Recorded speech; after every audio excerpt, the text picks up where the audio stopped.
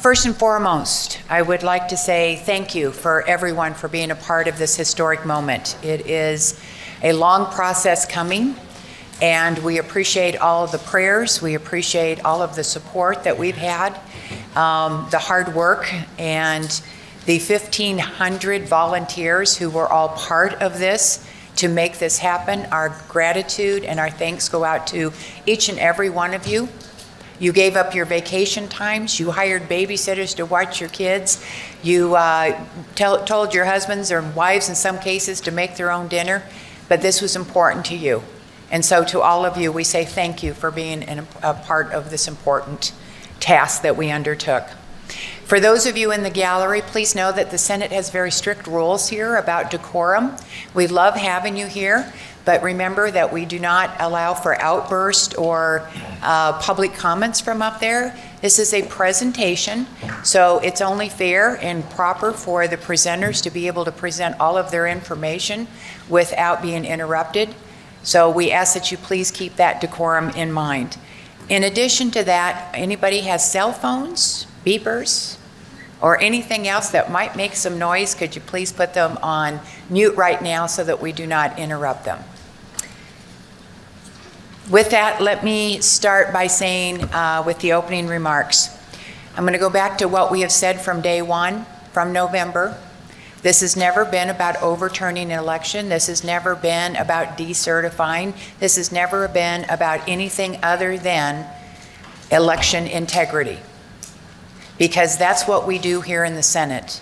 We make policy, we write laws, and we fix those laws if they're not working. It is the Attorney General's office to enforce those laws. This is our undertaking. If there were any results that came out of this that would have done anything different than what the election returns have said, those are all going to be turned over to the Attorney General's office along with all of the backup information. Our number one goal is to make sure those laws have been followed. Our number one goal is to make sure that we have election integrity here, that when you go to the polls, you know that your ballot was counted. And it was counted fairly, and it was counted accurately, and other people that shouldn't be voting were not voting. That's what this is all about.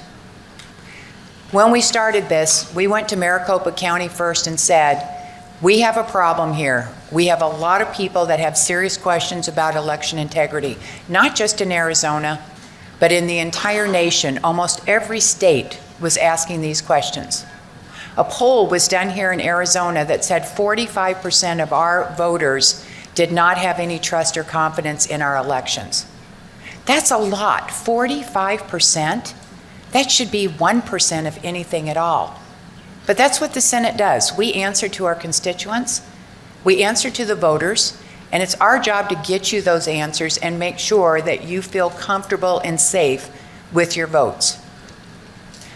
I'm very disappointed to see that Maricopa County refused to cooperate with us. I went to them right off the bat. I asked them, please, let's pick an auditor jointly together. Let's do this together as a team. Let's do it at your facilities. Don't move the ballots, don't move the machines. Let's do it right there under your jurisdiction. They originally said, yes, we would do that. And then after going into executive session, came out and said, nope, we're not going to do that. So not only did they not work with us by selecting an audit company, and the audit company that they said they were going to go with, those are people that certify the machines. One of them was the company that certified the machines before the election. And that's not what we had discussed. We said full forensic audit. We want to make sure everything is checked. So not only did they not cooperate with us, they even went so far as to sue us, to sue the Senate, because they said we had no right in auditing. Well, they're wrong. We do have that right. And we have that right to speak up for our constituents and our people and our voters. And that's what we're doing. So what you are going to hear, as you know, somebody leaked one of the draft reports out over the last 24 or 48 hours. It was a draft report, so I can tell you what was in that is not entirely exactly what's in the final report. But what was also leaked, that was the first thing that was out there that said that, oh, look, the ballot counts were leaked. That was the first thing that was out there that said that, oh, look, the ballot counts were they were close. Now, I find it ironic that our Secretary of State and a few others have called this a sham audit, that you can't trust it, you can't believe it. Well, the interesting fact is truth, numbers are numbers. And we've said that from day one. What you're going to see is exactly what it is, the truth. And those numbers were close, within a few hundred. But what you have not seen and not heard yet, which is what you are going to hear right now, what you have not seen and you have not heard is about the statutes that were broken, how chain of custody was not followed, how we had a number of issues, which is why people question the ballots and the elections. So I ask that you please keep an open mind. I please ask that you listen to this, because the reality of this is what this is all about, is making sure your vote counts. Senator Peterson. Thank you, Madam President. I would join you and welcome everybody here who's here in person, listening, or watching this historic event. This is the first time in the history of our country that an audit of this scale and magnitude has ever been conducted. It's unfortunate that it is an incomplete audit due to the lack of cooperation and the obstruction from the county. However, in spite of that, this is still the most complete audit that has ever been done. The goal here, as the President has said, is election integrity. Our citizens have demanded it. The importance of our society having faith in the election process cannot be overstated. The number she gave of people who had concerns was significant. But even if it was much less, it would still merit this type of an audit to bring reassurance to our citizens. This report should help the Senate understand what has been working, what needs improvement, and whether further investigation by law enforcement should occur. So I look forward to receiving this report with all of you at this time. Thank you, Senator Peterson. With that, we will start with our first presenter. Our first presenter is joining us via Zoom because he lives on the East Coast. His name is Dr. Shiva. He was the one commissioned by the Senate, and that was because we finally got the envelope ballots, or the ballot envelopes, so we could check signatures or lack thereof, and this was his part of the audit. Dr. Shiva, welcome to the Arizona Senate. How are you today? Thank you very much for having me, Honorable President Fan. Thank you very much. And absolutely. Thank you also, Senator Peterson. Thank you. The floor is yours. Please proceed. Thank you. Before I start, I have a presentation. This is also accompanied by a report. I just want to make one prefatory remark, and that is, as a follow-up to Senator Peterson, we live in the age of what we call engineering systems, complex systems. Taking an airplane, using an iPhone, self-driving cars. These are highly complex systems, but what are known in the modern world as engineering systems. Our election voting systems are also engineering systems. And I want to thank the leadership of the Senate, the stakeholders, because they've taken a historic step here to bring the same level of engineering systems capabilities to election voting systems. And one of those important attributes is that whether an anomaly is small or large, or insignificant or monumental, it all must be welcomed, because from an engineering standpoint, it can only do one thing, which is to enhance the system. So today, as President Fan said, I'm going to be sharing with you a particular area that we looked at, which was looking at the early voting ballot return envelope images. And that's what I'm going to share with you. So let me begin. I'm going to start up the PowerPoint.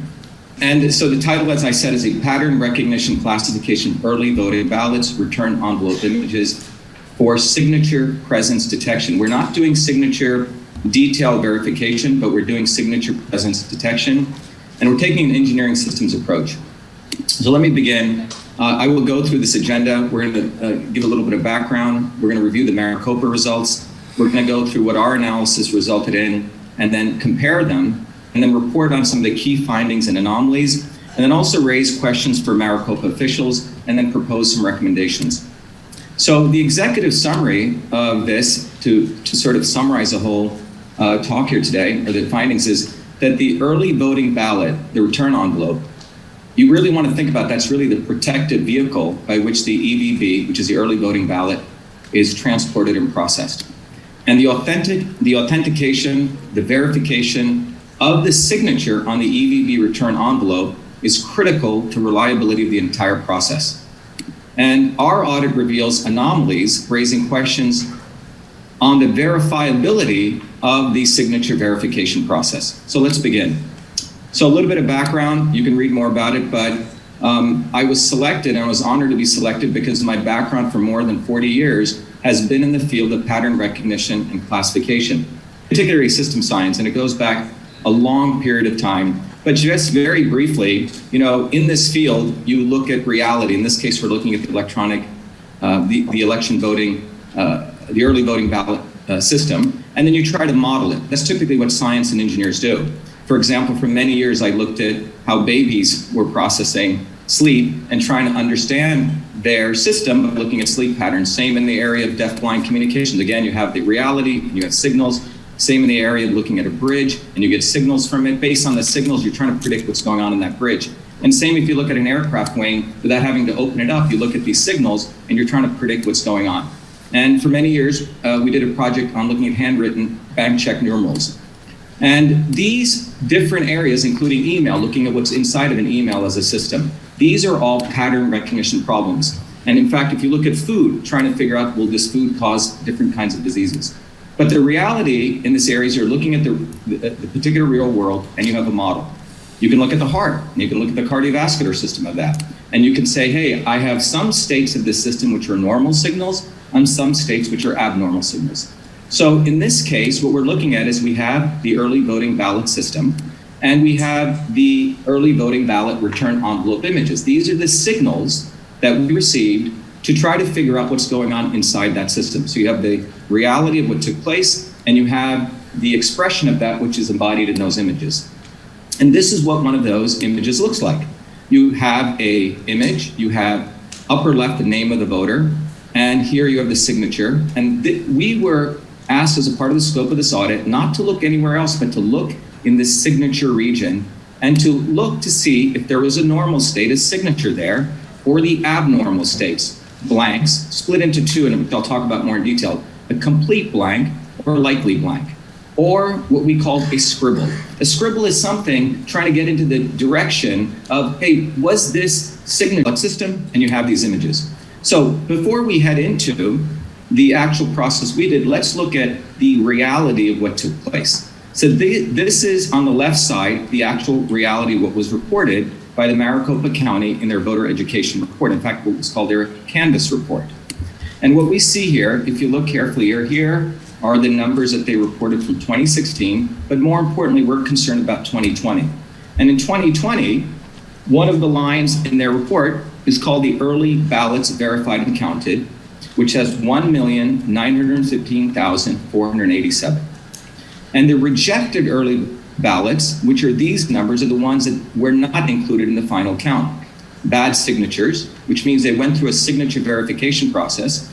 And out of that, 587 out of the 1,918,463, which is all of them, were deemed to be bad signatures. And the way we get this number is you take all of the ones that were verified and counted, the ones that were bad signatures, there were some which were no signatures, which were blanks, and then late returns.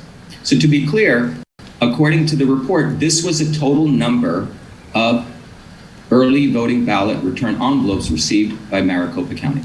To make it a little more clear, we have 1,918,463 total unique EVB return envelopes, of which 1,455 were found to have no signatures. And at the end, there was and an amount of 1,917,008 was ready for signature verification. And as a result of that, 587 were found to have bad signatures.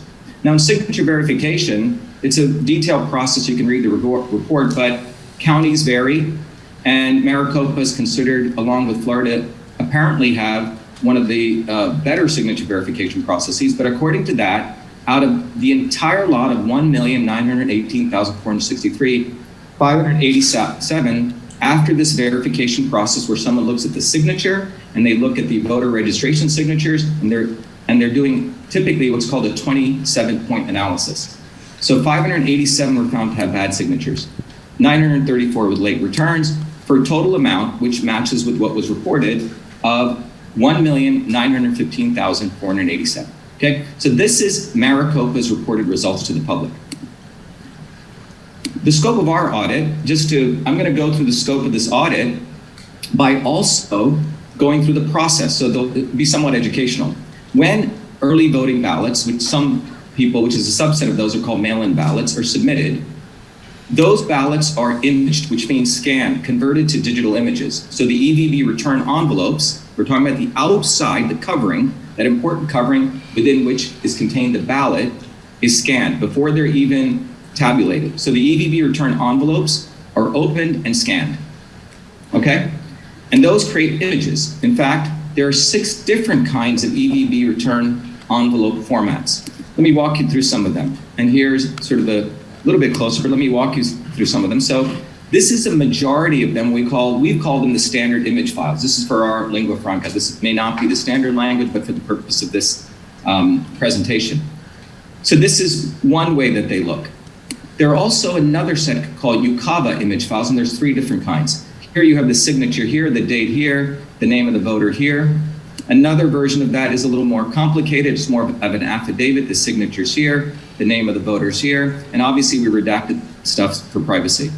And a third type of the UCAVA is type C. So you have UIF A, B, and C. All right? Then finally, we have large print image files, LIFs, and these are for people who have trouble seeing. So the instructions, everything are larger. And then finally, you have the Braille format. So again, 6 different image formats that we had to process. Let me walk you through the counts that we got. We got a drive with all of these images on them. The SIFs, which was the first one I showed you, there's 1,919,598, which is about 99.5%. The UIFAs, 8,849.459%. The UIFBs, 277.014%. And if we go to the UIFCs, which are the affidavits, which a small set, which are 0.001%. And then finally, we have the large formats, which are 475.024%, and the Braille, about 29 of them, 0.002%. That added up to all of them. So for the audit, we were provided by the Arizona State Senate 1,929,240. And these were apparently all the EVB return envelopes that Maricopa County got. Okay, what we noticed when we looked at this, which was fascinating, our first interesting, I guess wasn't an anomaly, but something we were a little bit surprised because we thought the duplicates would have been removed, but there were duplicates in here. So we had to remove duplicates. So out of those set, there were duplicates. So these were the duplicates. We found about 16,934 voters who had submitted 16,934 2-copy duplicates, which means each of those voters submitted 2 ballots. Okay, 2 return early voting ballot return envelopes. Interesting enough, we also found another 188 voters, unique voters, who had submitted 376 duplicates. So the total image count was 564 once you removed the duplicates, right? Because you want to take one of them. And then finally, we found also 4 individuals who submitted 12 duplicates, total images being 16. So the total duplicates was 34,448, total images of which 17,322 were duplicates from 17,126 voters. This was, by the way, we'll get to, it was not reported in the report. So when you look at the first level of analysis on the data that we got, 1,929,240 EVB return envelopes received, we subtract out the duplicates, and then we have 1,911,918,000, okay? So the process that we were really commissioned for was to do a very, basic analysis to see, is there a signature there or not? Signature presence detection. So in that process, again, the goal is there a signature there in the signature region? Interesting enough, some people don't follow instructions, they write all over, but it wasn't our job to go scan everywhere. Our job was to look in that signature region. So again, specifically, we looked in that signature region. One category of the signature region has a signature, another category is blank, likely, blank, and scribble. And just to keep it real simple, it was a very simple classification. If it's 0% non-white pixel density, which means nothing in that area, it's a blank. If it has a little bit, 0% or greater, but no more than 0.1%, like this example here, we put it into another category just for early classification purposes. We called it a likely blank. And then if it was greater than 1% density, greater than 1%, or that was denoted, a scribble. And what's interesting, in anything over greater than 1%, by the way, this should be 0.1% to 1%. Slight mistake here. So this is greater than 1%, okay? So let me repeat, this should be greater than 0.1%, less than 1%. Please correct that. And this is greater than 1%. All right. Then what we did was we did a distribution curve. We looked at all of the ballots and we did a distribution of pixel densities, just to give you an idea of how liberal we were in accepting something as a signature. So if you look at this, it was only this little area here, which is between 0.1 to 1%. That's a definite non-white pixel density. That's a scribble.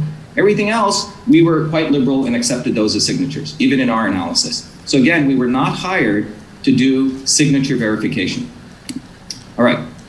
Now, after this, typically signature verification would take place, which is what the county did, and then they would also open up then the ballots and then open up the envelopes and tabulate them. So let's go to our signature presence detection. So we took a ballot, or it could be any ballot. First of all, we classified it into one of these 6 categories. That's what the system did. And then for each one of for 4 of those, we removed the duplicates, as I've shared. And then we looked at the ballots. Once we knew which one it was, we identified what kind of region, we extracted the region. If possible, though this was not part of the scope, we also tried to extract the name. We were able to do that for close to, I think, 99% of them. So we also used different types of classifiers, which is in pattern recognition lingo, for each one of these different kinds of ballots to ultimately put them into one of these 4 buckets. So let's look at the results. So we're first going to look at the non-duplicates, which means all those early voting ballot, EVB to be simple, return envelopes, which were non-duplicates. And here we see predominantly 99.77%, we denoted a signature. Again, anything greater than 1% pixel density. These scribbles we found were 0.13%, okay? 2,420. And the blanks fell into true groups, the definitive blanks of 1,771 and the likely blanks of 101. This adds up to 0.1%, okay? Then we also looked at the counts. So of these who had, just to be clear, we had 2,420 scribbles and we have 1,872 blanks. We put both of these together in our sum total. Similarly, we now went and looked, this was a little more complicated, at the 2-copy duplicates because we had to deal with those. There was a substantial amount, 34,000 of them, 34,000 and more. So the duplicate recognition split them into 3 groups, but we had subgroups. So there could be, you have if you think about it, the mother and the son, or the mother and the daughter, okay? Or the parent and the child relationship. So one of the 2, one could have been a signature, and one could have had a signature. One could have had a signature, the other could have had a blank. One could have had a signature, that could have been a likely blank. One could have had a signature, and C denotes scribble. If any one of them had a signature, we said, okay, we call it a signature. Alternatively, In the scribble area, one could have had a scribble, other could have been a blank, one could have been a scribble, other could have been likely, one could have been a scribble and a scribble. These were denoted as scribbles in the duplicate case. And then finally, you had ones that are blank, blank, blank, and likely blank, and likely blank. Those were denoted as blanks. All right. So let me, just to give you some feeling of what these look like. So here is one from the same person. Again, for the purpose, we're not allowed to share the names of voters, et cetera. But you can see here that here's one, there is a signature here and there's a signature here. Okay, but they are both the same. So these are both signed. So 2 ballots, both signed. Another example is one is signed and the other is a blank, a complete blank here. In fact, in the signature region is what we're concerned with. Another is signed and the other one is a likely blank. It's got some stuff here. So EchoMail categorized it as a likely blank. Here's an example where you have a signed one, but you have a scribble over here. Okay? And then here we have here you have a scribble, but here you have a blank, but it has been verified and approved. And we'll talk about this later. We'll come back to this. Here you have one that's a scribble, a little bit, some stuff here, and a likely blank. And the one with the scribble was approved. Here you have 2 scribbles, and one of them was approved, the exact same ones. And here you have one with a blank, and this blank has been approved. And here we have one which is a blank, and a likely blank with a little dot over here has been approved. And similarly over here, we have a signature and a likely blank, and again, the likely blank is being approved. And here's an example of a 3-copy one. We have 3-copy duplicates, all are blank. And we'll come back to showing how if they were approved or not. And here's an example of 3-copy scribbles. All right, so that gives you an understanding of the flavor of these, the analysis we had to do of these 2-copy duplicates. And so on those 2 copies, we categorize these ones in green as signatures, the ones in red as scribbles, and the ones in blank as, black as blank, ones in red as scribbles. So again, you have for 2 copies, 16,934, and these are the counts on that. So you have 155 scribbles from the 2-copy, 45 blanks from the 2-copy. Interesting enough, we also had 3-copy and 4-copy analysis we had to do. I'm not going to go into all the details of this, but there were also 3-copy and 4-copy duplicates. There were 2 sets of 3-copy which were blank. 2 sets which were scribble, 5 which were blank. So now we do the totals calculations. So if you add the non-duplicate blanks, 1,872, 2-copy duplicate blanks, 45, and then 3-copy duplicate blanks, you get 2, so 1,919. Similar if we do the scribbles, 2420 for the non-duplicates, 155 for the 2-copy, 5 for the 3-copy, we get 2,580. So our net results state that we received 1,929,240. The 17,322 were removed to get this many unique return envelopes. And then we subtracted the non-signature and what we call scribbles to come up with a total of 1,907,419. So this is what we would have sent to, in this analysis, it should have gone to signature verification. Now let's do the comparative analysis, which is looking side by side what EchoMail uncovered from the audit and what Maricopa had. So how many EVB return envelopes were received? Well, in the disk drive that we received, this is the number, but we don't know. In fact, it's not reported in the Maricopa report how many actual return envelopes they received. The duplicates, we have 17,322, which will be subtracted. This is unreported. So when you compare the unique EVB return envelopes, what you find is that Maricopa has 6,545 more than we have in the possession of those image files after you remove duplicates. Now we go to the signature presence detection. We discovered 1919 no signatures. They reported 1455. So in this case, we have 464 more blanks. In the scribbles, they don't have a scribbles category, and we'll discuss that. If we start thinking about these scribbles as potential bad signatures, we'll get some insight.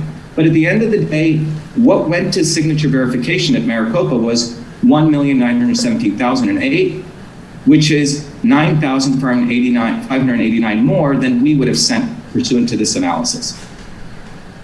They also had bad signatures and late returns, as we talked about. Okay.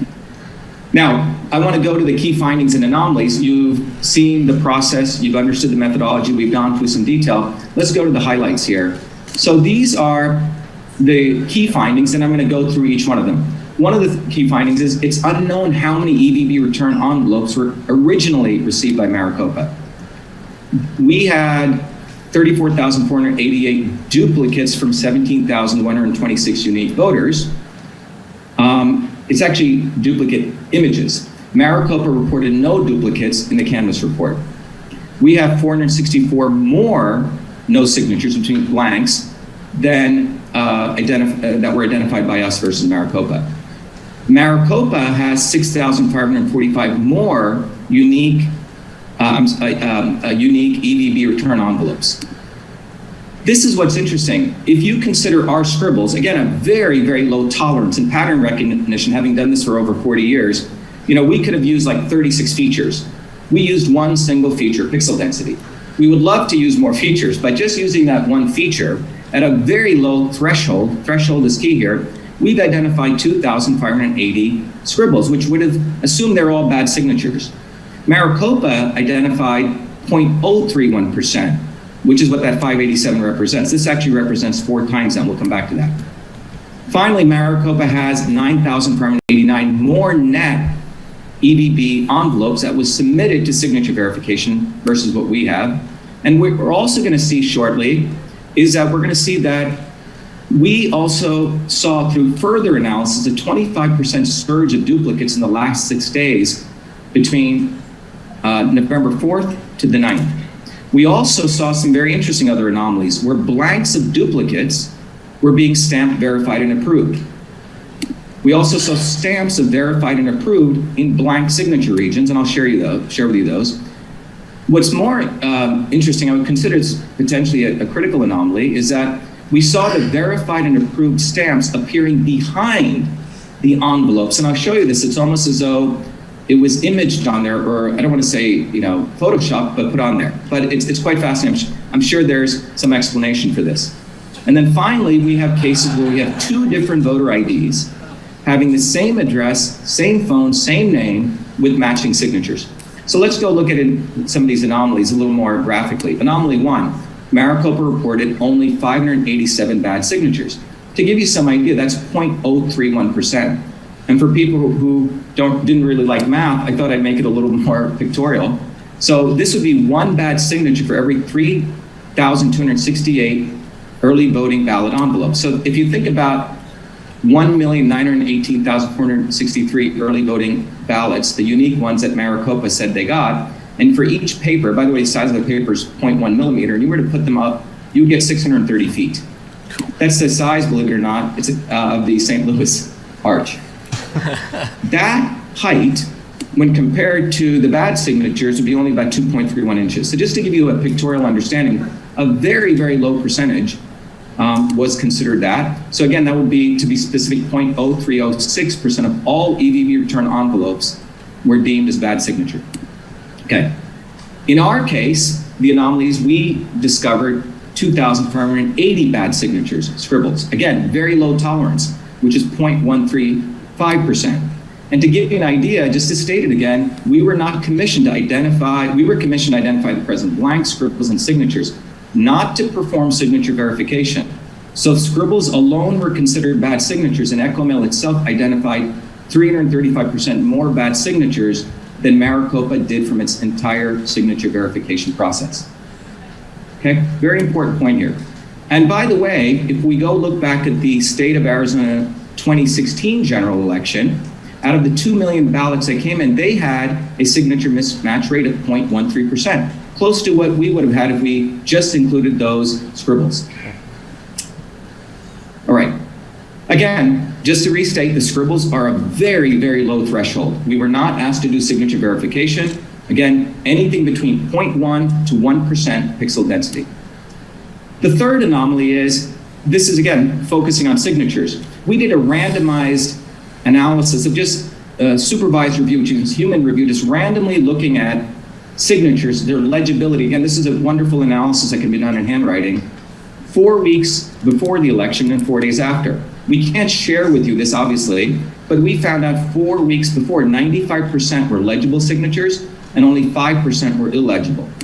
But 4 days after, 5% were legible, 95% were illegible. If I were to do a heat map, again, this is a representation, it would look like this, where the red represents illegibility and the green represents legibility. It would look like this if you wanted to visually do this. And if we had more, if we were commissioned to do this, we could do this. But you can see a marked difference between legibility. There could again be an explanation for this.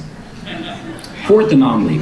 As the EVBs, which means the electronic voting ballot, I couldn't put the word envelopes, but I think you get the idea, increased by 53% in the general election from 2016 to 2020 in Maricopa, bad signatures decreased. Let me explain what I mean by that.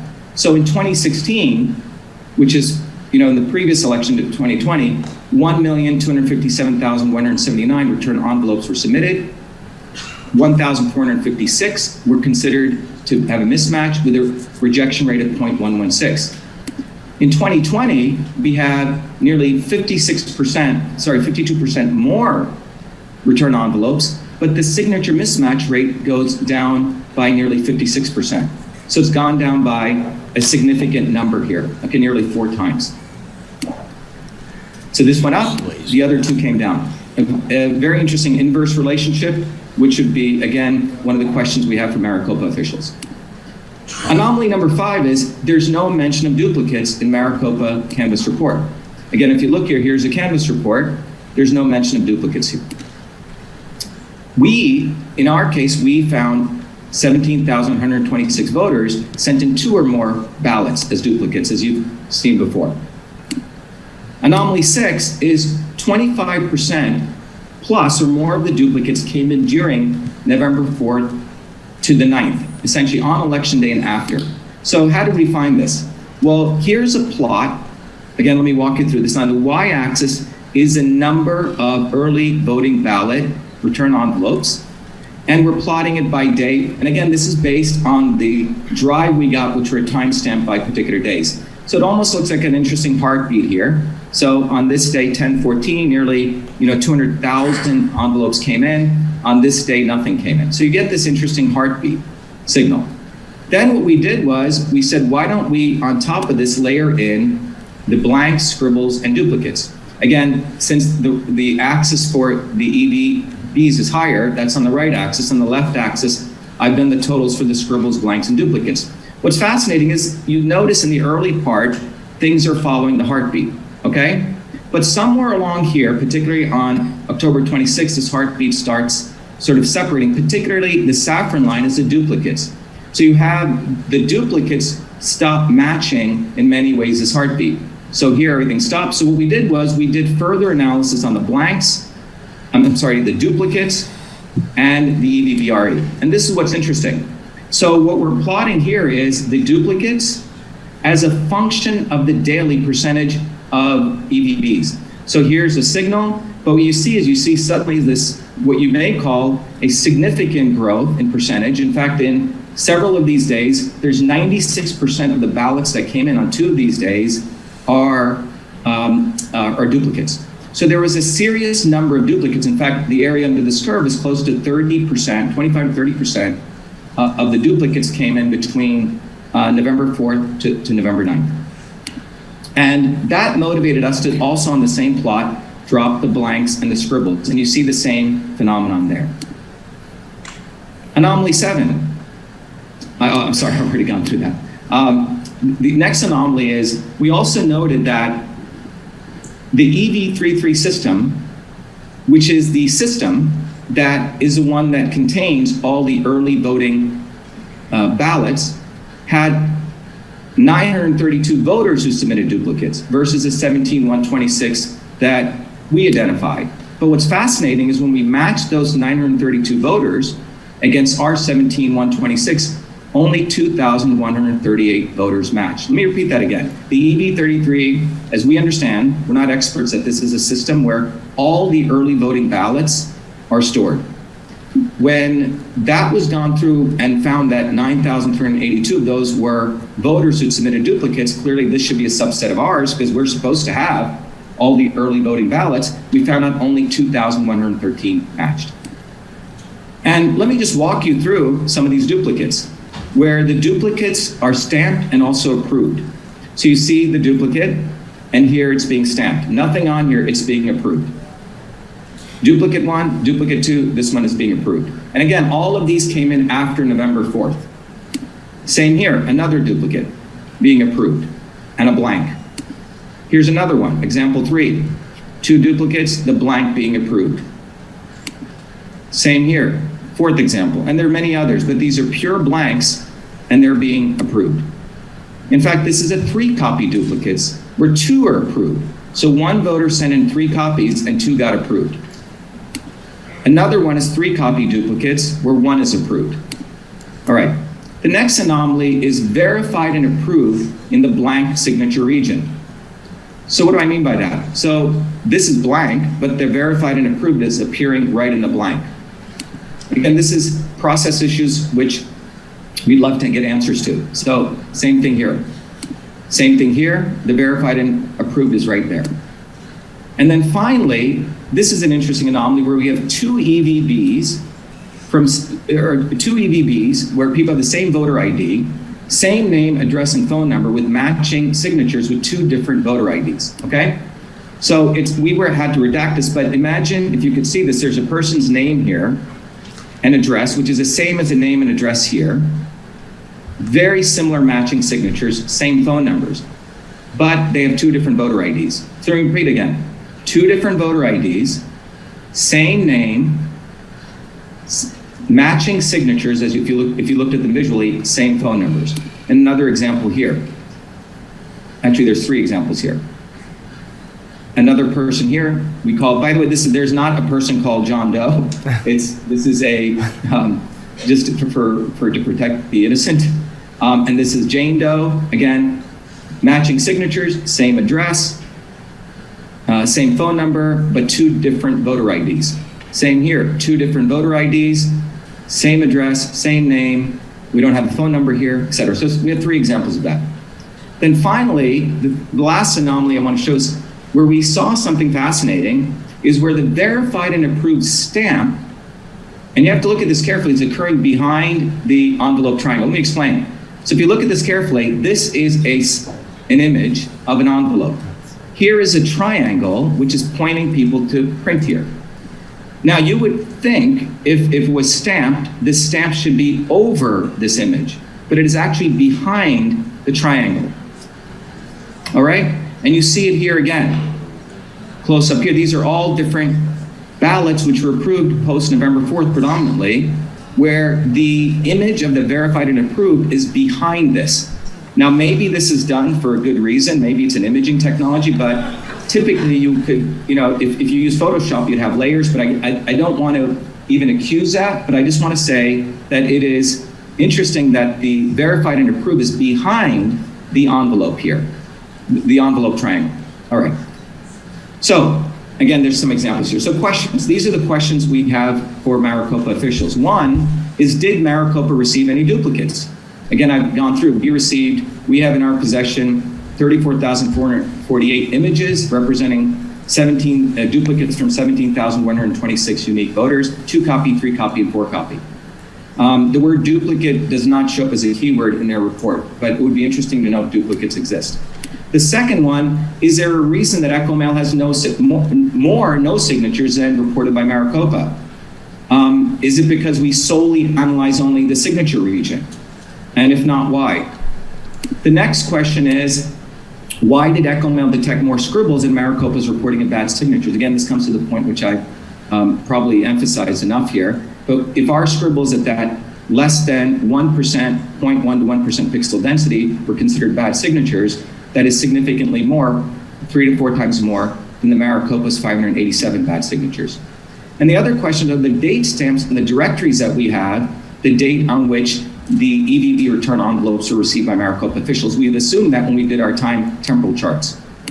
And then finally, why does the approval stamp, verified and approved, appear to exist only on a small subset of the EVB return envelopes? Out of all the 1.9 million, that verified and approved, we find most of them exist after 11/4, after election day, but very few sprinkled. So out of all those envelopes, our initial supervised review reveals maybe 10% have this stamp on them.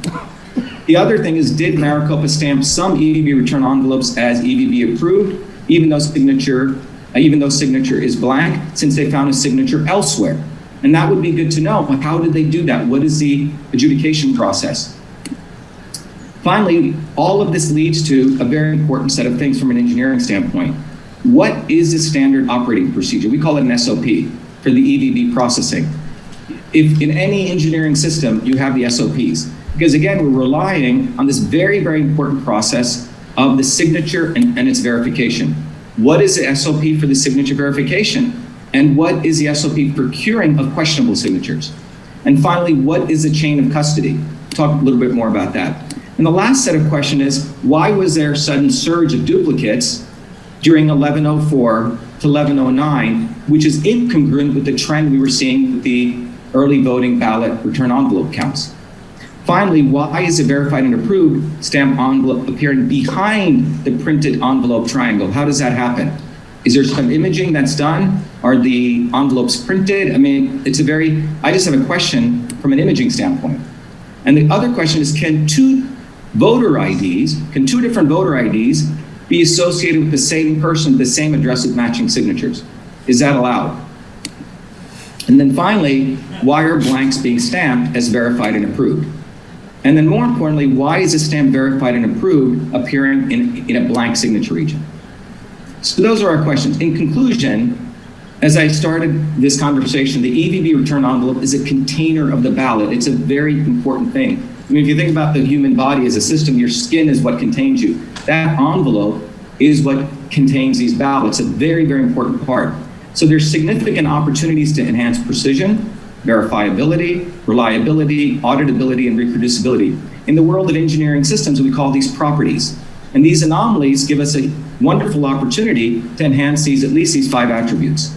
So we believe what needs to happen is that our conclusion is a signature verification process, no pun intended, is unverifiable. Okay, we can't really verify this process. And there's a lack of systems integration and reporting. Example, the EV33s, which should have all the early voting ballots, just on the duplicates issue, we haven't had time to do a full systems integration. That wasn't the scope. But even on the ballots, we have far more duplicates than what are even in the system. And currently, to us, because we haven't been able to get access to the standard operating procedures, that is opaque and non-transparent. So the future research we believe that is absolutely necessary is we need to do full signature verification audit, which means do the full 27-point analysis. We have the capability right now. We have everything imaged. If we have if we acquire Maricopa's SOP for signature verification, if we can get their 27-point analysis algorithm, we can replicate all of this and using the algorithm that they have, define an actual false positive, false negative error rate. What I mean by this is this would be a profound opportunity for improving US election processes because this has not been done. You read literature on the left or the right, everyone complains that the signature verification process has significant issues. We have an opportunity right now with this data and the opportunity here to do a 27-point analysis and really come up with an actual rate, which would give us a scientific metric of the confidence value of the entire EVB system. And finally, we need to review the chain of custody. Today, what happens is when a signature there's questionable signature, people call the person, they contact them, and then they have some conversation, which is then verified. Where are those conversation records? Are those tickets stored anywhere? And do we have access to that? That's it. Thank you, everyone. Thank you very much. I'll take questions if there are any. Dr. Shiva, just before you get off here, I think it's really important that we know your credentials. You kind of just breezed through that slide. Can you go back to that real quick and just go over your credentials for everybody so that's important for us as we're reading your report. So let me just give you a little bit of my background. I have 4 degrees from MIT, a PhD in biological engineering and what's called computational systems biology, which is all about doing computation, recognizing patterns. My master's is also from the MIT Department of Mechanical Engineering, where I did computational wave propagation. to look at a very important area of pattern recognition called non-destructive testing, where you don't want to actually open up a bridge, or you don't want to open up an aircraft wing. You're sending signals in and you're classifying them. My other degrees from the MIT Media Lab in scientific visualization. My master's, where I also use these same techniques to do some of the earliest complex visualizations for classification. And my bachelor's is in electrical engineering and computer science, also from MIT, where I built for that one of the first cardiology systems for doing pattern analysis cardiology signals. But beyond that, my focus for 40 plus years has been in this field of pattern recognition and classification in biology and medicine, engineering, aeronautics, civil, electrical, banking, and finance, military, across a range of areas. Handwriting recognition on bank checks, email analysis. In fact, as a graduate student, I was the only graduate student asked to participate. I won the White House competition for automatically categorizing the White House's email. This is 1993, when email was becoming a consumer application, prior to when it was a business application of the email that I created back in 1978. In 1993 was when email actually became a consumer application. The Clinton White House was getting tons of email. They wanted to automatically analyze it. I ended up winning that, left MIT, took a 10-year hiatus, and built EchoMail for pattern analysis and recognition of emails. Did a lot of work for many years as an undergraduate, helping deaf-blind analysis of signature pattern analysis there. Currently, I work in a company called Cytosolve, where we're looking at analysis of signals, biomarker signals, to figure out the right combinations of medicines. That company actually got a multi-combination therapy allowed by the FDA for pancreatic cancer. I've written a number of patents, books. Anyone wants to go to vashiva.com, and you can look at my biography over there. I've published in the leading journals in the world. Nature Neuroscience is one of the eminent journals in the world. Cell Biophysical Journal, IEEE. These are high-impact peer-reviewed journals. The U.S. Copyright Office delivered me the first copyright for the invention of email. I'm a Fulbright Scholar, a Lemelson MIT finalist. I won one of the earliest Westinghouse Science Honors Award. I was a nominee for the National Medal of Technology and Innovation. And I've been invited to give distinguished lectures at the National Science Foundation, NIH, FDA. In fact, in November 19, I delivered the prestige lecture on the immune system, an invited lecture at the NSF, where we discussed the immune system. And several years ago, MIT had me deliver their Presidential Fellows Lecture. Thank you for sharing that. You've raised a lot of very important questions for us to get answers to. Do you have anything you want to add on that? Thank you, Dr. Shiva. Your report was extremely insightful, and considering the fact that we only got the envelopes just a few short weeks ago, we appreciate you dropping everything, all of your other responsibilities, and jumped on this right away so that this could be accomplished by today's hearing date. So we appreciate that very, very much. Thank you, Senator Fan. I also want to thank Doug Applegate and Phil Evans, two of my colleagues at EchoMail and the EchoMail team, and particularly all the stakeholders. And again, I want to thank the courage of the leadership of the Arizona State Senate. This will go down in history as one of the most important engineering events, not just an election event. It will go down as a very important engineering event for engineering systems of election voting systems. So I really appreciate the opportunity, and I'm very honored to support this effort. Thank you. Thank you, Dr. Shiva. And for everyone in TV land or whatever, these reports all will be made available in their entirety. They'll be uploaded on the website as soon as we can get them uploaded, so you can see all of these. Personal information will be redacted. And the personal, yeah, just make sure the redaction that you saw was any personal information. We tried very hard to make sure we complied with the court order and make sure anybody's names, addresses, that were on there was not available to the public. However, the unredacted version will go to the Attorney General's office so he can seek further investigation on these anomalies. Thank you, Dr. Shiva. Thank you very much. All right, thank you so much. And just also a note, it was interesting, we had received a lot of emails, affidavits, you name it, from people that actually worked at MTech and at the polls, and that they had told us that when it all started, what is it, 27 or 29 points of signature 27. Verification, 27, thank you, that's what you're supposed to do, is 27 points of signature verification, and at some point it went to 20, it went to 10, And towards the last few weeks, they were told, just stop checking signatures. We've got to get this done. So what he's showing us here does in some sense correlate with the things that people had told us, so for what it's worth. Okay, let's go to Doug Logan, Cyber Ninjas. You are going to give us your report, and would you please give us just a tad of your background? Sure. So I'm Doug Logan. I'm the CEO of Cyber Ninjas. I have done cybersecurity work for a lot of major organizations, including Bank of America and JP Morgan Chase. I've done a decent amount of work in the federal government as well. I hold the Certified Information Systems Security Professionals, or CISSP. I also have GX, Web Application Penetration Tester, and GX Certified Incident Handler. I am listed as, I am actually an expert on the Antrim election case, and I have a report that's actually published associated with that that's publicly available from Matt DePerno's website. And I have, of course, been running this audit for the last roughly 5 months. So I just want to start with an overview of what we actually accomplished here, because this is an audit like we've never had before. It involved, as you mentioned earlier, Madam President, involved over 1,500 people. And based on our calculations, it was actually more than 100,000 hours put in place. As you can see up on the photo right now, this is an example. This actually happened in the evening one of the days. So this isn't even a full group of everybody. We're going to go through each role that was out there, what functions they were performing. But you'll notice that everyone is located based on colors. That helped us keep track of where people were and make sure no one was out of place, and help us make sure that we both secured and maintained custody of all the ballots at all times.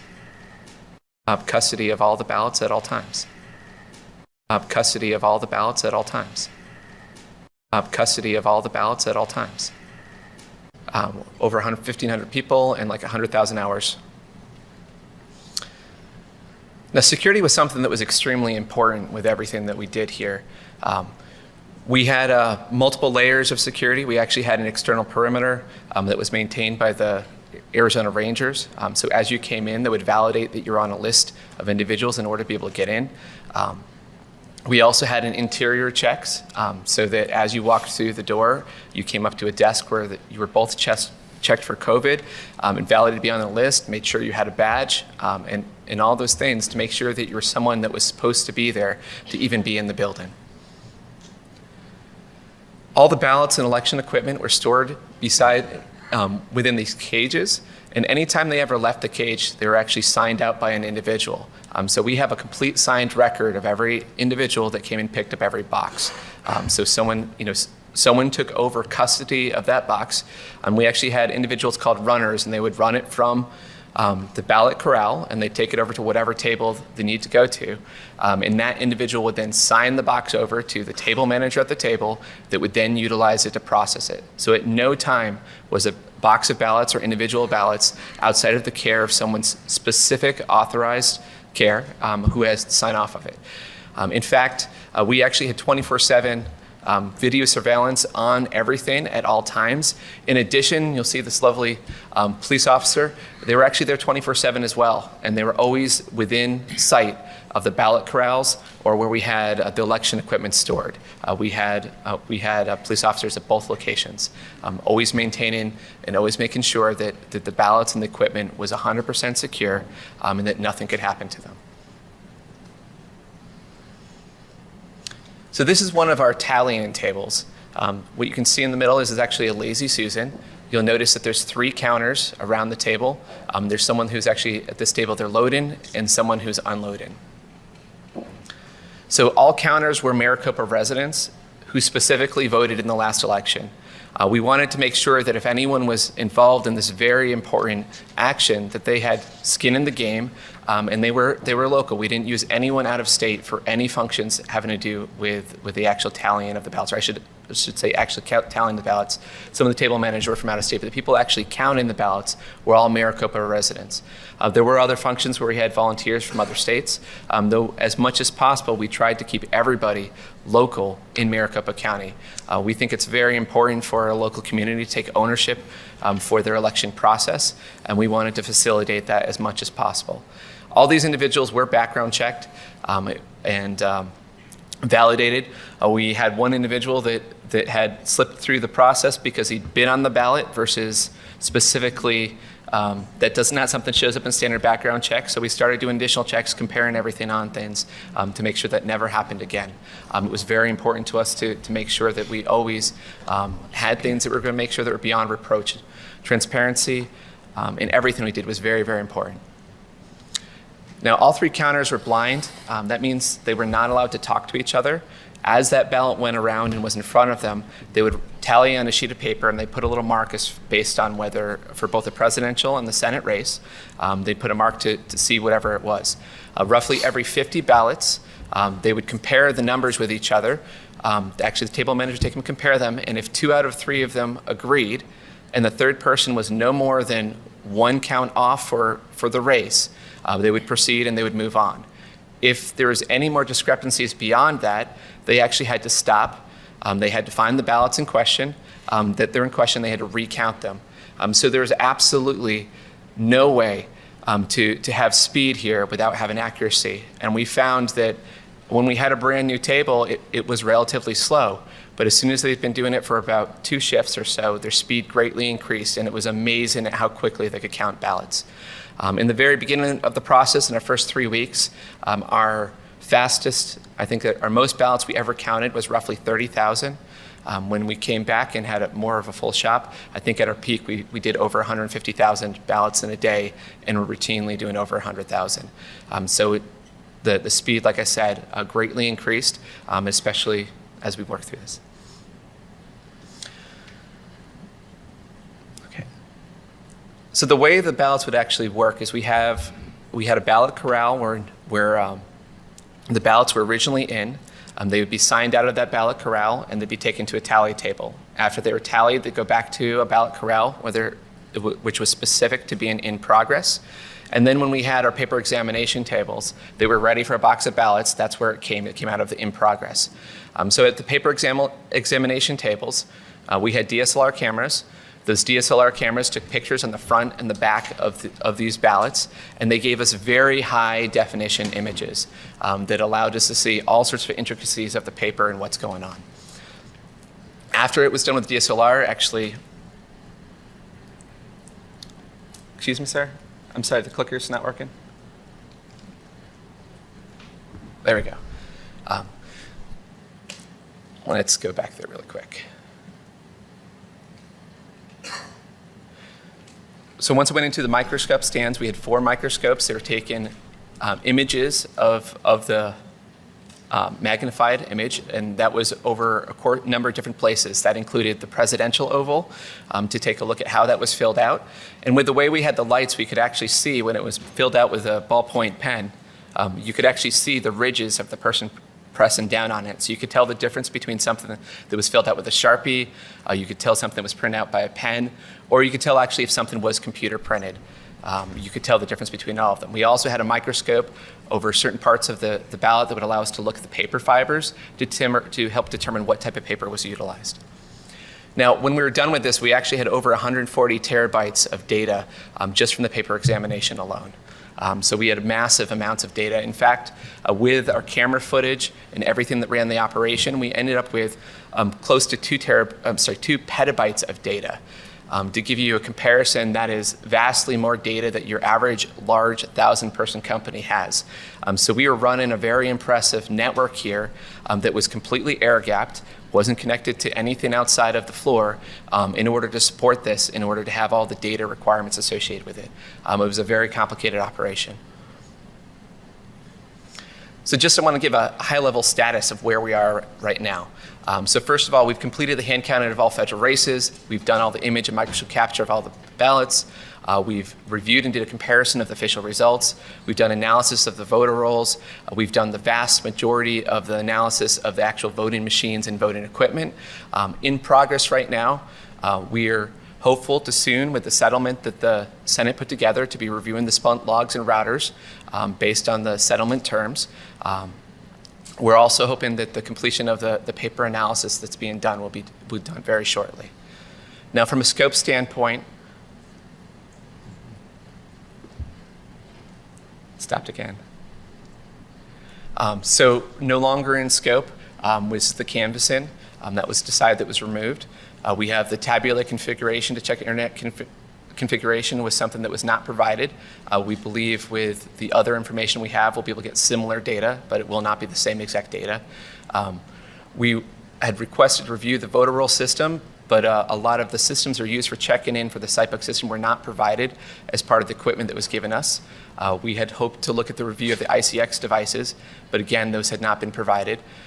We had wanted to look at the provisional ballots, the ones that had not been counted, to count the sealed envelopes to make sure they matched up with everything and made sense. And those, again, were not provided. And we'd also hoped to take a look at the undeliverable ballots to see how many of them were bounced back or what happened to them.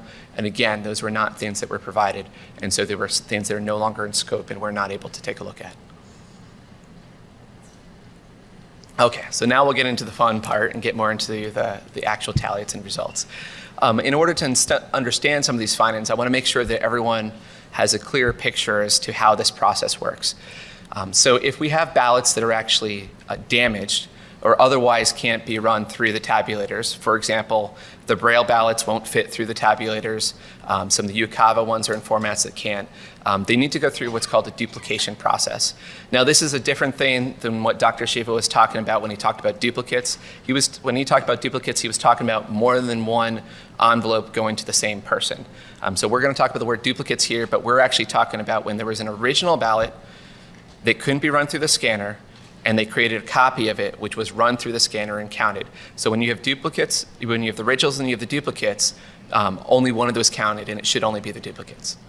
Now specifically, the originals are often referred to as damage sent to duplication, or DSD, and we're going to use that notation throughout things, that DSD means the original ballots, whereas the actual duplicates are referred to as dupes. So there should be one DSD per dupe, and there should be a unique serial number on every single DSD and every single dupe to match them up, so that you will know for sure that this ballot right here was duplicated to this other ballot. And if you want to compare and make sure the duplication process was done correctly and that it actually represented the voter intent, you'd be able to easily match them up, and it'd be easier to handle from an audit standpoint. Duplicate ballots also should be stored separately from the original ballots so there's not confusion, they don't get mixed up. So let's talk a little bit about those findings. So our duplicate ballots were commingled with the original ballots, not all of them. There were in at least one box case, which is something that they're not supposed to do according to the EPM. Duplicate ballots had incorrect and missing serial numbers. If you take a look at this table that's showing up, you'll notice the serial number on the left is what was actually on the ballot, for the duplicate ballot, and the serial number, the board 1 hand dupe 2114 on the right is what was actually on the original damaged. You'll notice the numbers are actually different. On the left-hand side, it says dupe board 3 hand 0 2114. On the right, it says board 1 hand dupe 214. We were able to match these up because of the ballot characteristics and the precinct that it came from, but it's a very painful process, and it has to be done manually in order to figure out what matches to what else when they're not actually stamped with the same exact serial number on them. We also had a number of serial numbers that were printed like this one that you see on the screen, where you can't really read it, it's not legible, so it theoretically has a serial number on it, but there's no way to match it up because you cannot read what the value is on it. In addition to having ballots that flat out did not have a serial number anywhere on there whatsoever, so there was no way to match them up with the originals. Now, we also had duplicate ballots that reuse serial numbers. You would expect that a serial number, in order to match it up, would end up being unique, but you'll notice that there's two examples up here of two different pairs that are not associated with each other, but had the same exact serial number utilized. In this case, I believe we've got a large print and a standard damage ballot. We also have a few others in here. Again, same exact serial number, but these were not the same ballots. And specifically, if you ever take a look at a large print ballot, they're huge. They're very, very large. So it's not just that something was photocopied or anything like that. They literally use the same serial number on otherwise unrelated ballots. And this is probably one of the more interesting parts, is that we had more duplicates than original ballots. So according to our counts from our audit, we had 26,965 original ballots, and then we had 29,557 that were duplicate ballots, and those numbers should be the same. Based on the numbers received from Maricopa County, we should have had 27,869 of both originals and duplicates, and they should have matched up perfectly. Now, these extra duplicates did appear to favor Trump and Jorgensen. If you take a look at the original ballots, we've got Trump has 995,404, and if you take a look at the duplicates, there's some number of more of them. So if you take a look at the percentage all the way over to the right, the expected percentage per candidate, and that's based on if we take the originals and assume the duplicates should be at the same exact percentage. So we had 48% of the originals were Trump, 50% of the originals were Biden, and 2% of the originals were Jorgensen. You can see what they actually have of the difference. In reality, Trump had 58% of the duplicates, 33 and 3. So both Trump and Jorgensen gained slightly with the duplicate process. Same thing when we take a look at the Senate race, it favors slightly to McSally, not necessarily as much as it does in the other case. Both of these percentages are within the realm of error, of just human error, of making mistakes. So if we take a look at our final tally results and we look at the Senate race, it does look like Kelly still shows up as ahead. And we actually run into that we have 541 less for McSally and 60 less for Kelly in the ballot totals. If we take a look at the presidential race, Trump actually loses 261 votes from the official votes. Biden gains 99, and Jorgensen loses 204 votes. And again, these are all very small numbers when we're talking about 2.1 million ballots. These are very small discrepancies. So we can say that the ballots that were provided to us to count in the Coliseum very accurately correlate with the official canvass numbers that came through.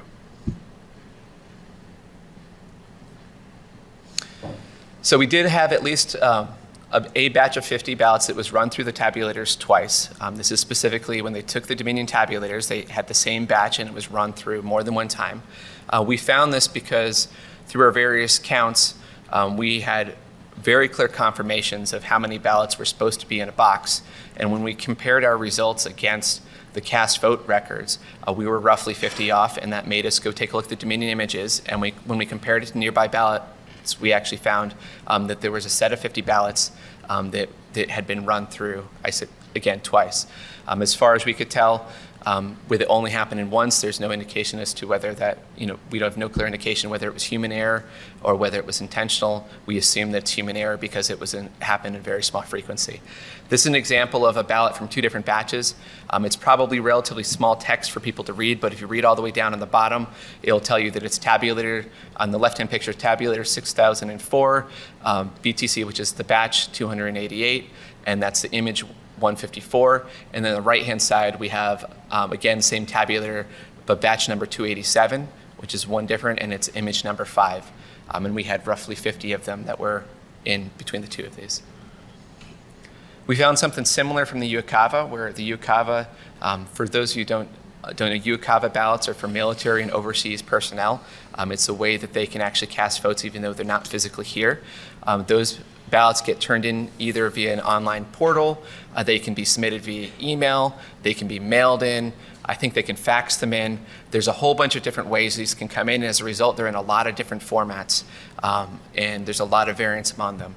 But on the left-hand picture, you can actually see that it's board number 2, hand dupe 573 is what approved it.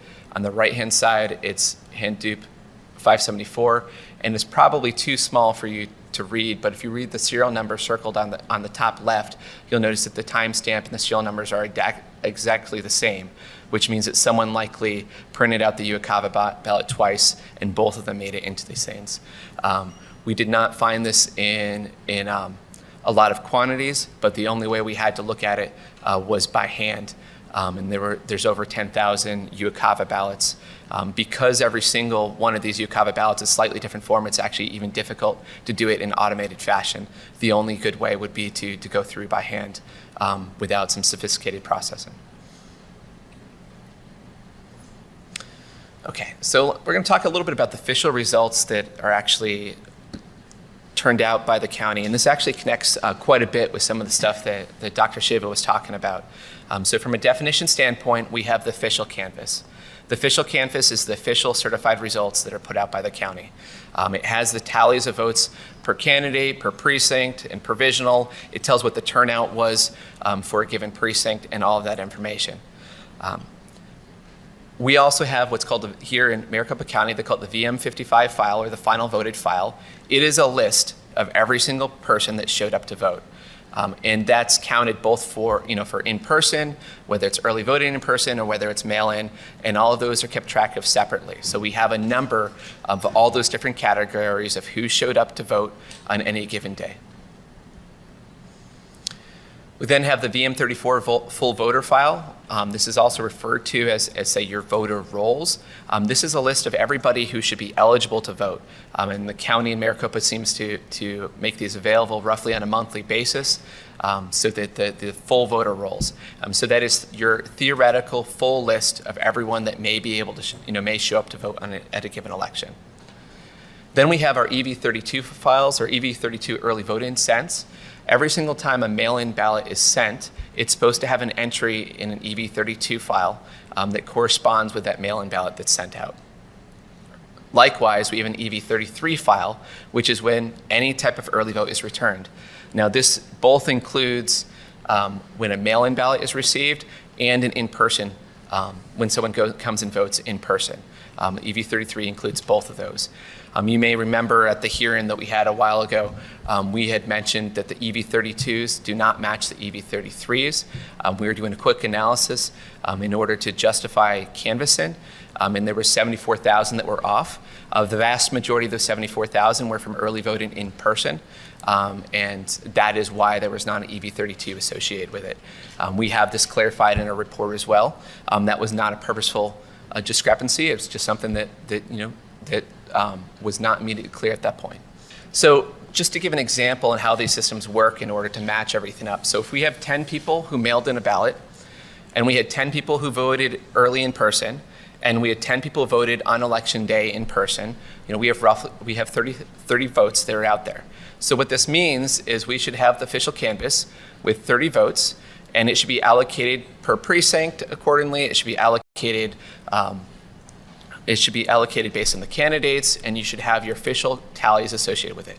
You would also expect that if you went to your VM55 file, you should see 10 people who voted via mail-in, because it has different codes based on that. You should have 10 people who voted early in person and 10 people who voted on election day, and every single one of those entries should have the name and address associated with the person that matches up with their voter rolls.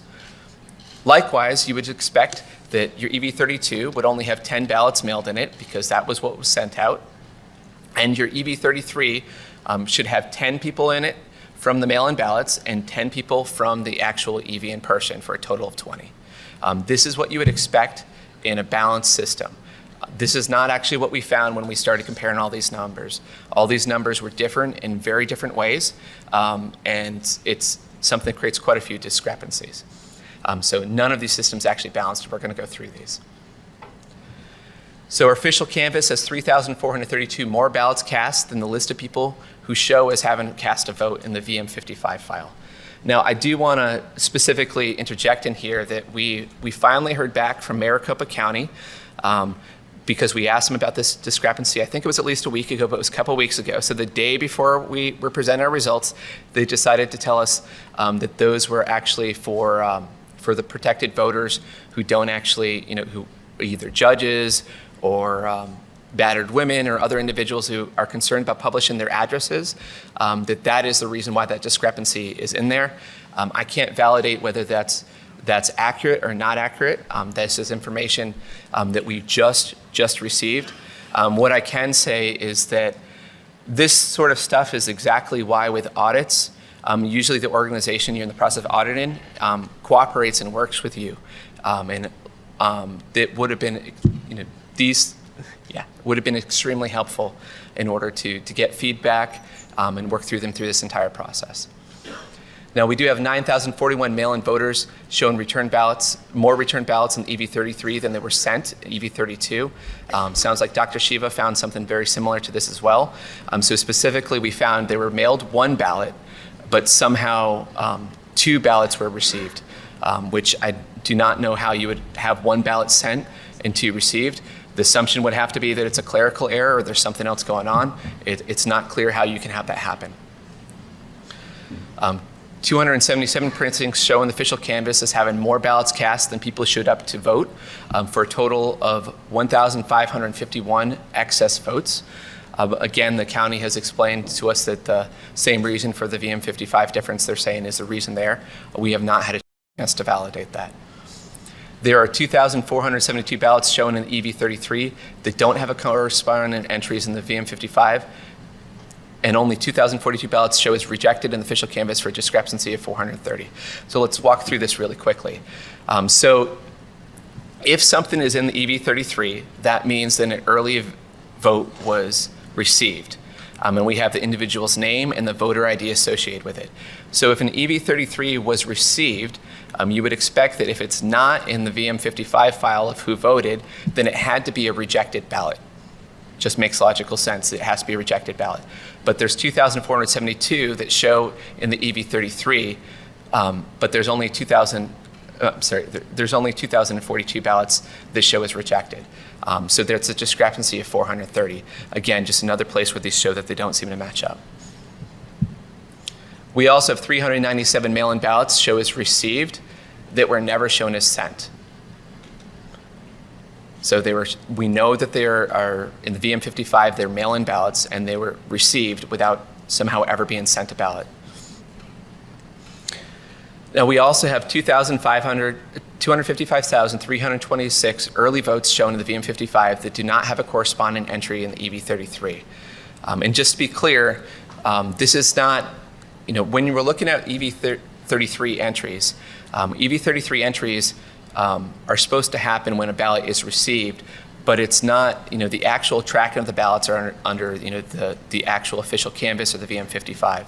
So we had, in the VM55, individuals who voted, we had entries for early voting that were in there, where in 255,000 cases of those, they were not actually included in the EV33 file. In reality, all these systems, to be audible and to be verifiable, all these systems should be able to be in agreement with each other. And even if we have protected voters, there should be some way to know the number of protected voters who voted in order to match it all up so that you have a system that balances. Okay. Voters who moved. So we took a look at the entire list of individuals who voted, and specifically that was from the VM55 final voted file, and we ran it through a commercial database called that put out by Melissa called Personator. And Personator is a best-in-class identity system that helps check addresses and make sure they're associated with the user. It'll show prior and current addresses. It'll track move dates. And it'll actually also track date of birth and date of deaths. So we went and took the voter rolls and we compared them against this to see how many people might have moved and based on statute should not have necessarily cast a vote. So the first thing we found is that 23,344 voters who voted via mail-in ballots, even though they showed in Melissa as having moved from that address. And we wanted to make sure we accounted for the circumstances where a college student might have moved away from home or a family member might have moved somewhere else. So we actually eliminated all the cases where someone was still at that residence that had the same last name. That's how we came up with 23,344. So if your mail-in ballot is sent to an address that you no longer live at, there should be no way for you to receive that mail-in ballot. At least it's generally not a way for you to reset mail-in ballot because mail-in ballots are legally not allowed to be forwarded. So it can't be forwarded to your new address. So the only way this situation could happen legally is if you know the current resident and you're able to meet with them and pick up your mail-in ballot or somehow have some other arrangement to pick up your ballots were there. But still, 23,344 people voted when they should no longer, have access, would not normally have access at that given address. We had 2,382 voters who voted in person, even they showed Melissa as having moved out of Maricopa County prior to that date.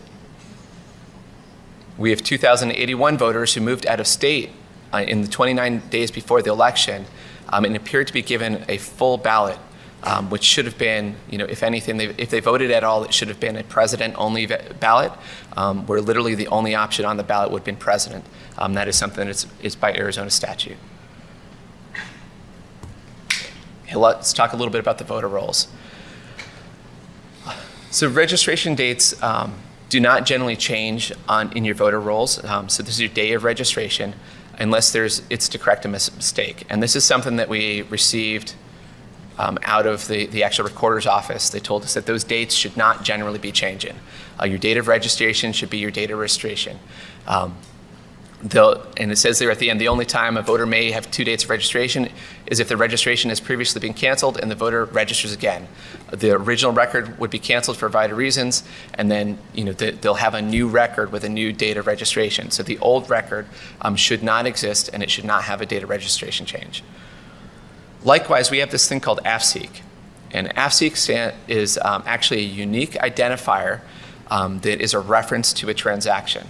So for example, if you went and you needed to change your address, you would fill out a form. And when you filled out that form, you would turn it into the recorder's office, and they would image that and they would process it. And when they processed it, they would assign it a unique identifier. That unique identifier actually gets stored in your voter rolls as the latest one, and it is specific to that change request. So those should be unique. You should not even have it twice in your voter rolls. It should only happen once, and it should not be shared among multiple individuals.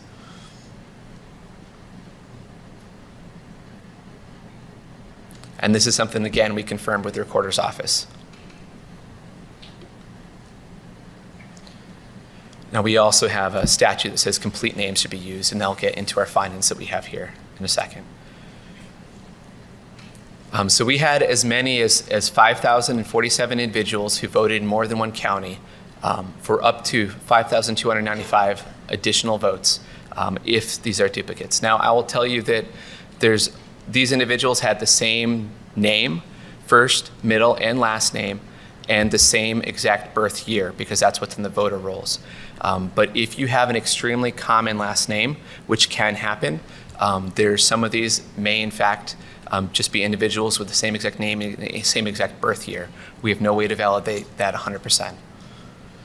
We had 393 voters with incomplete names that voted in the election. This included individuals with last name only. Last name is just an initial. There's no last name, or first name is just an initial.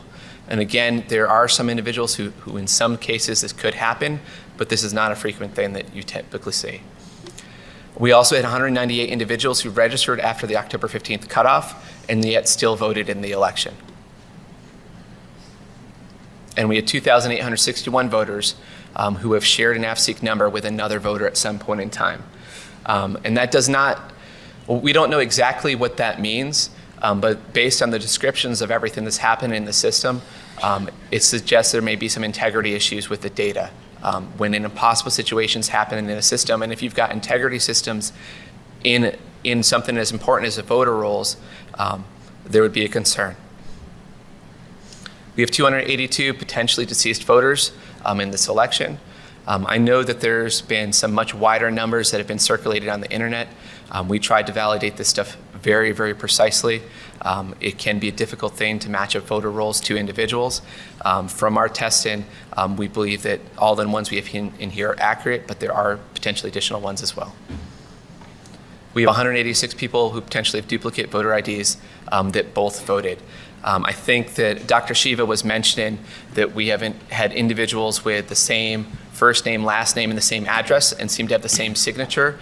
That is something that we have also seen in the voter rolls with people who seem to have literally the same exact name. We have 186 people that's the case where they actually, the first name and last name and the address, all match up, and year of birth. Because assumption would be you might have a junior in a different place, and so they'd have a different day of birth associated with it, but not the same address. And that is the end of the presentation for right now. With that, I'm going to hand it off to Ben Cotton, who's going to go over our digital findings. Thank you. Mr. Cotton, when you start, could you just give us a little bit of your background? In Encase Enterprise software. They're now owned by OpenText. I have 25 plus years of doing digital forensics, incident response, and examinations in support of both government as part of my service. Prior to my digital forensics background for the last 25 years, I also served 21 years as a TAB qualified Special Forces soldier serving this country and defending our freedoms. I recognize how critically important the voter integrity is to this nation. And this, again, Madam President, I agree with you. This is not a left issue. This is not a right issue. This is an American issue. And as I talk about this, I would hope that the findings of this audit will be turned into actionable, legislative, meaningful product that we can move forward and secure these elections moving forward. So as I talk today, people may have heard some of my previous testimony. A few of these will be redundant, but it's important to reiterate these findings in the course of this. We had a few of these will be redundant, but it's important to reiterate these findings in the course of this final hearing. So we'll talk about the withheld devices and data and how that impacted our ability to provide a complete report to the Senate here today.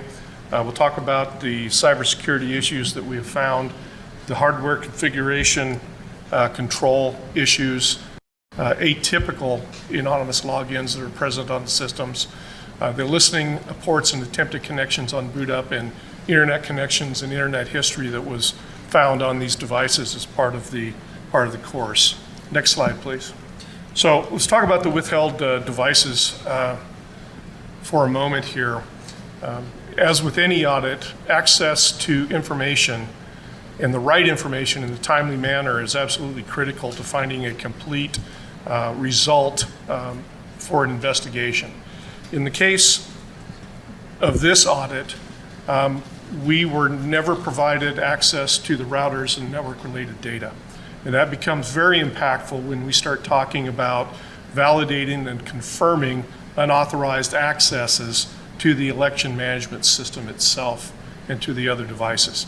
I would like to sit here today and tell you that I had fully ruled out any unauthorized access, but given the lack of access to this information, I cannot do that at this time. It is our understanding that there has been an agreement reached with the Maricopa County, and I look forward to getting access to this data so that we can complete these findings.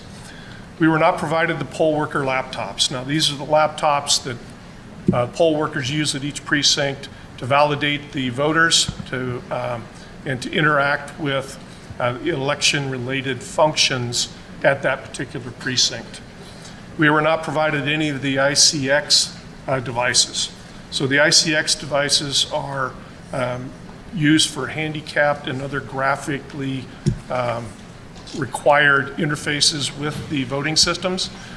We know that the county had a number of these based on the historical video from the MTech, but we were not provided any of those.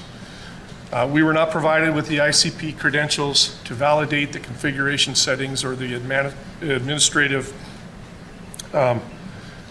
settings on the actual scanners, the ICPs. This was critical and a significant short finding in that I cannot sit here today and tell you whether or not the wireless modems were enabled and connected to the internet at the time of the vote.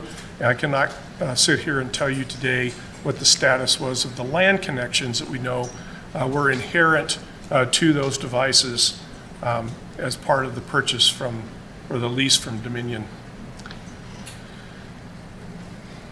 Okay. Let's go a little deeper into the cybersecurity issues as we found them. Actually, you've skipped a slide, or no, I'm sorry. So let's talk about go back one slide, please. Let's talk about the cybersecurity issues. Now, the Department of Homeland Security has a division called CISA. And CISA has a recommendation that's published on the internet for how to configure and manage election systems that is freely available, and it's recognized as kind of the gold standard for securing an election system. I will tell you that every item up here is part of that recommendation from CISA. I will tell you that in Maricopa County, they failed to perform basic operating system patch management functions. Now let me explain that for a bit. So if you have a home computer, you realize that every Thursday or Wednesday, depending on your cycle, Microsoft will release a security patch to correct vulnerabilities that have been discovered since they released the operating system and it was installed on your computer. Okay. The last time that the operating system was patched on the Maricopa County election systems was the date that they installed the Dominion software, which was the 6th of August of 2019. Okay. So at the time of election, it had been over a year since that system had been patched. We found that that was also the same case with the antivirus definitions. So we know, as part of this world that we live in, that people are coming up with new ways to hack a system, to exploit vulnerabilities and get unauthorized access to the systems. And they're doing this continually. All major security vendors update their antivirus at least on a weekly basis to make sure that we can protect our systems from these newly originated vulnerabilities and exploits. The last time that the antivirus had been updated on the Maricopa County systems was the 6th of August 2019. Okay. Now, Maricopa County did release a statement saying that if they had patched the operating system or if they had updated the antivirus, that would have invalidated the EAC certification for the voting system itself. Obviously, there are a couple of issues with this position. And the first one is that we are relying on a certification system that would impose obsolescence instead of security in the very act of trying to secure a voting system. That is nonsensical, and it should never occur. So if that is in fact the case, we need to take a very close look at what we're relying on to validate and certify these election systems and software to ensure that we're not certifying guaranteed obsolescence of the system. Now let's assume for a moment that what Maricopa County said was true, that they could not update those systems because of this certification issue. There are a couple of problems with that, as borne out by the artifacts on the actual EMS server itself.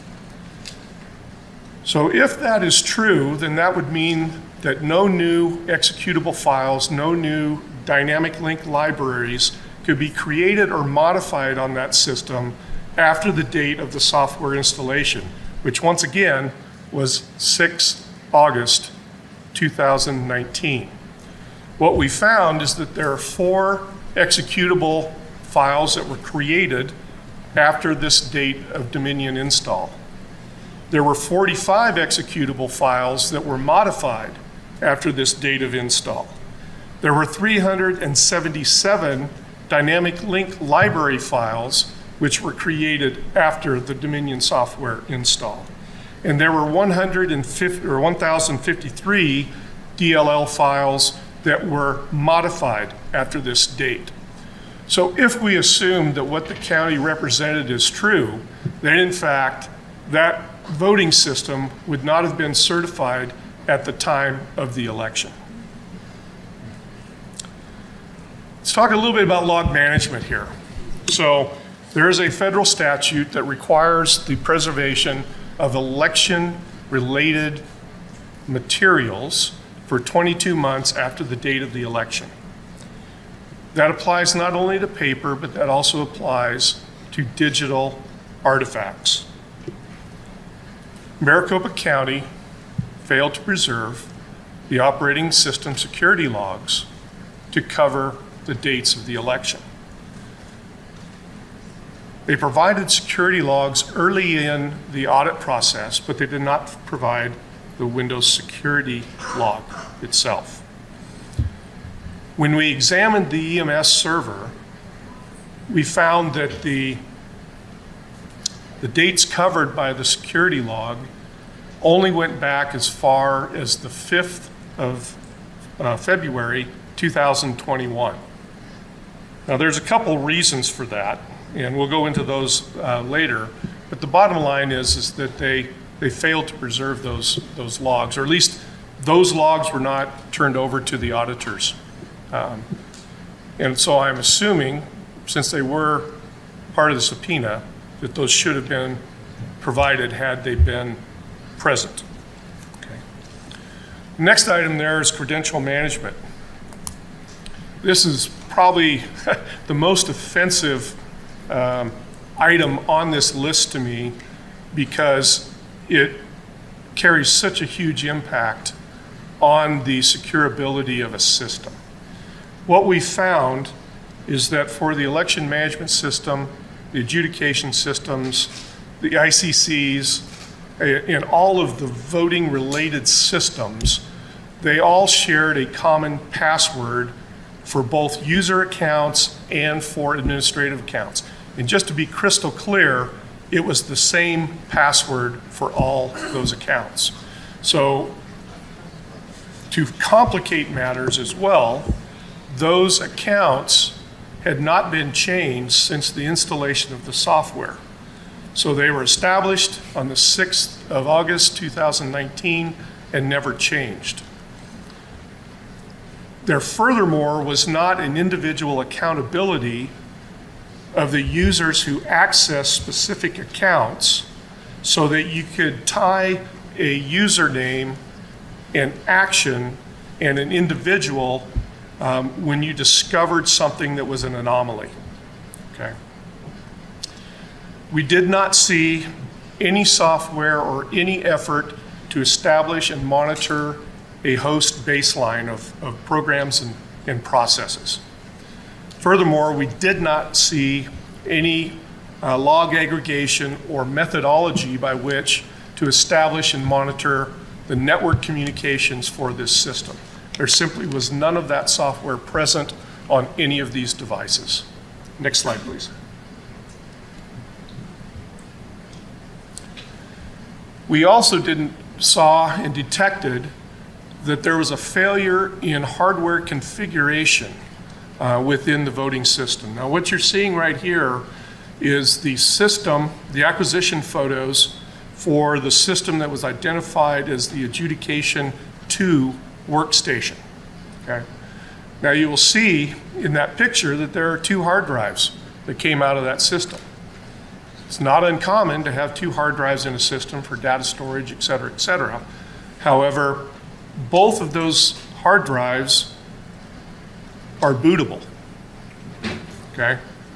So what that means is that you can boot from a hard drive that is not part of the election configuration and have access to the election network. Okay? Very important. Okay? It's clearly not an approved configuration. It was the only system that we found a dual boot situation. Now, to further complicate matters a little bit, and I'm not going to make judgment as to the legality of this or whether or not this deserves further action, is that on that second bootable hard drive, there appeared to be non-Maricopa County data. So let me define that a little bit. On that hard drive, there were Dominion databases that appeared to be, one, demonstration data, but also data that may have originated from Washington State and South Carolina. And I derived that not from an in-depth investigation of the data, that was outside my scope, but from the naming conventions of the databases themselves. Okay. So, once again, validating and approving the configuration of these systems is critically important to preserving the integrity of that election system.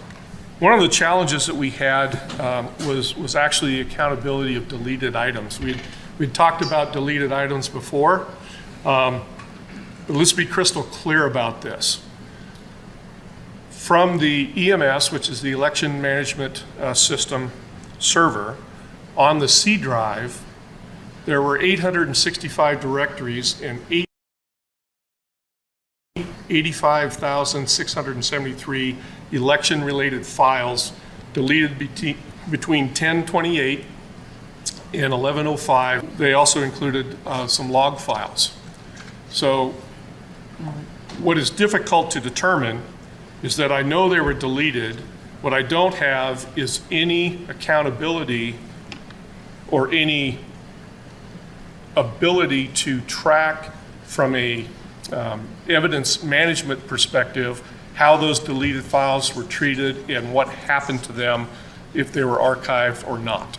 Okay. There are a .dvd file, and those are actually the results of the election totals off of each tabulating device, and those were part of the deleted files that were removed from the EMS. From the EMS actually had two hard drives. Well, they had 6 hard drives configured into 2 logical drives. So the second logical drive was called. So the second logical drive was called the D drive, and that contained all of the election database, both historically and should have contained the information for this 2020 general election as well. You'll note that there were 9,571 directories and 1,064,746 election-related files deleted between the 1st of November, 20 of those. On the HiPro 1, there were 304 directories containing 59,387 files of election data that were deleted from the HiPro Scanner 1 on 3 March 2021. Now this becomes kind of important because part of our analysis was to look at the interaction of these scanners, these systems, and how data flowed. You'll notice that that's about a month and a half before they turned that over to us. Next slide. You see a significant amount of deletion on HiPro 3 on that same date. 1,061 directories, 196,463 files containing election data deleted on that particular date, on 3 March as well. Next slide. And on HiPro 4, you see the same high volume of deletions on the 3rd of March.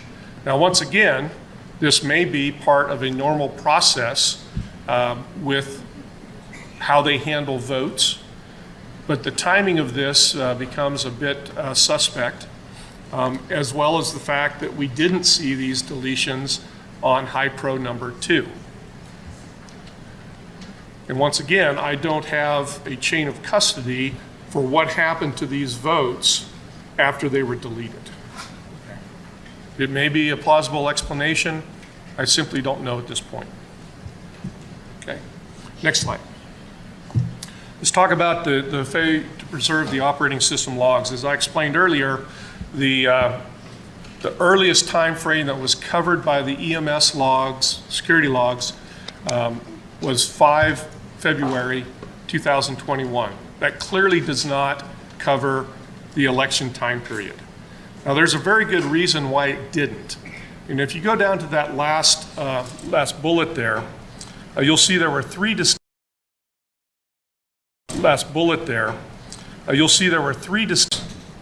there's a user-defined setting that you can define how much quantity of logs are retained before they get overwritten. Okay, in this particular case, the EMS security log setting was set to 20 megabytes of data. So the Windows operating system will preserve all the security logged entries up until the point at which it reaches 20 megabytes of data. At that point, it starts following a first in, last out approach to log retention.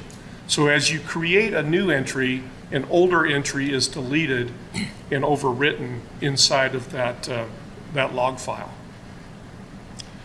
Now, first and foremost, we need to remember that we do have that 22-month federal mandate. So it's clear that at least what existed on the EMS when we received it as part of this audit, we did not have the time period covered by that federal mandate as it was supposed to be covered. That security log was not turned over as part of any other documents that we have by Maricopa County.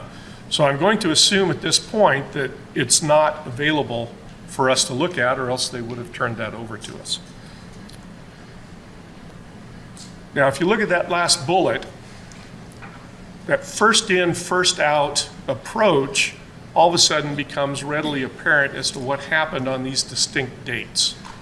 So on each of these dates, an individual executed a script, and that script repeatedly looked for a blank password for all of the accounts on the system. Depending on the system, there were only about 16 accounts that were present on a given system, okay? So this script was run multiple times. On 2/11, 462 log entries were overwritten by this script. On the 3rd of March, 37,686 log entries were overwritten by this same script. On the 12th, which is the day before we received the system, there were 330 log entries overwritten by that script. Now, the challenge here is that I know that this occurred. I know which account did it. It was the EMS admin account. If you reflect back to what I just said about the lack of accountability of assigning that username to an individual, it now becomes extremely difficult to prove who did it, okay? Now, luckily, we happen to have some historical data from the MTech video feeds. And so we leveraged that data to backtrack and align these times, and we have captured screenshots of Maricopa County people at the keyboards during those time periods, okay? Now, we've identified those individuals, but we will not release their names because we understand what the scrutiny is and what the impacts would be to those individuals. But I just want to tell you that the very point that they did not have EMS. Okay. Now, remember the lack of log retention at this point. We could not find any logged entry that corresponded to this activity, okay, from the security logs. Those Windows security logs only went back to the 5th, but everything was purged on the context of the election to be audited. But that clearly was not the case in this instance. So just to clarify, so this is a log file specifically from report results tallying and reporting, which is the Dominion software. That entry says that someone went into the program and clicked on something that said, I want to purge all the results for this election. That goes through and that deletes all of the. We have redacted specific elements to include the host name and the IP address and some of those types of things. But the fact of the matter is that those items are recorded as part of that normal anonymous log activity. You will have the host name that logged into it. You will have the IP address that originated the request. In most cases, you'll have the username as anonymous, but that username is then validated against the access control lists and the user authentication mechanisms and validated. So the very next log entry in a normal anonymous activity is a validation of that user's credentials to access that particular device or process or whatever they were accessing. What you see on the left is something that we discovered in the logs, which is what I call atypical anonymous login. Okay? You will notice that none of those items that are captured by normal activity are present in this log. You don't have an IP address of the originating device. You don't have a host name of the originating device. And furthermore, when I look at these in context of the actual security log itself, there is no validation of a user's credentials immediately following this. There are hundreds of these types of anonymous logins in the security logs that we do have. I cannot tell you at this point if the same type or pattern of activity occurred during the election cycle because these logs don't exist that cover the election, okay? But I can tell you that without access to that router data and the network data, I cannot validate whether or not these were legitimate accesses. You'll notice that it is a login type 3, so it was a remote access. I cannot tell if this is a legitimate access or an unauthorized access at this time. So we also took a look at what happened when the EMS was booted up. And let me walk through the methodology here to kind of assuage everybody's concerns. So within the, when we actually imaged all these processes and these systems, by the way, we imaged 770 devices and we gathered over 114 terabytes of original forensics data, okay? And we preserved that in a forensics image file that I could then leverage without fear of modifying or changing anything on the original device. So we took that image file and we turned that into a virtual machine. I created a enclave that I could boot that virtual machine up into and that I could then monitor the boot processes without connecting to the internet, without exposing any voter data to unauthorized users. And I actually booted up the EMS to see what happened, what it was listening for, and to identify if there was in fact any zero-day malware in the memory. What we did discover is that, as you would expect, there were a number of ports. This is a normal part of an operating system. Ports are used to establish connections and provide functionality to the operating system. We've discovered 59 of those that were open. And while most of these things were what I would have expected, there were some unexpected high port activity specific to the WinExe, which controls your accesses and your logons, and your DNS, which controls your domain name service. So if you go and you type in yahoo.com, the computer will use the DNS service to actually determine which IP that is so that you can connect. And then the DHCP server.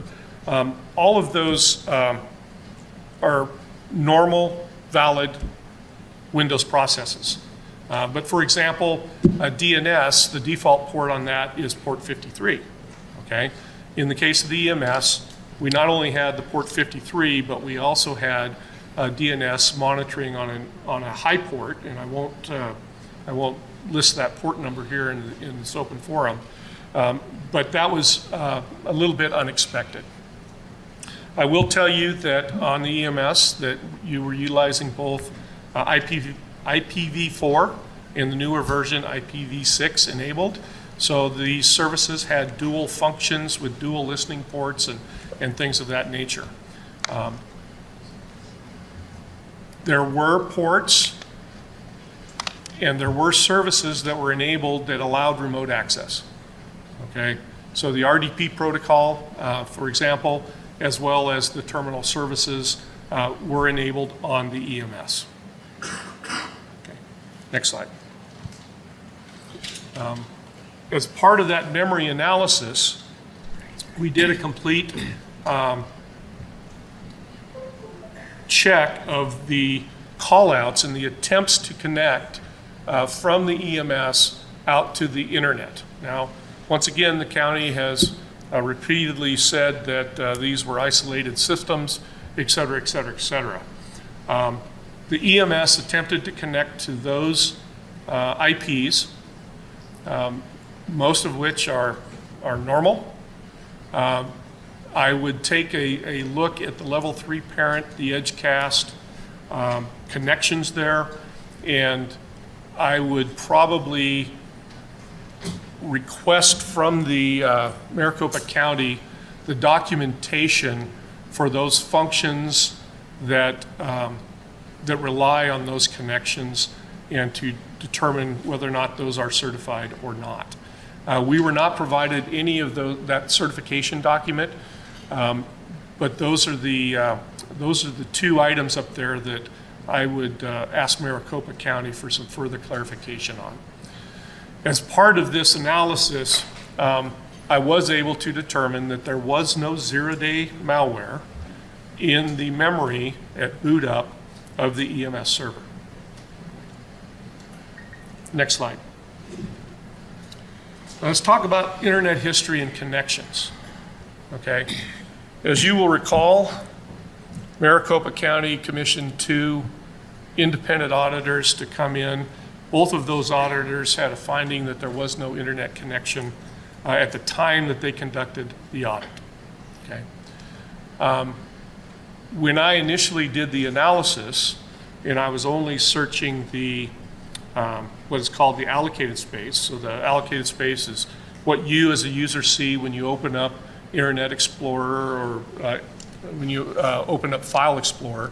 When you see that directory structure, that's allocated space. When I looked at the internet history of the allocated space, I had the same conclusion as the auditors did. However, I took this one step further. I actually carved the unallocated space in the entire file system for internet artifacts. Okay?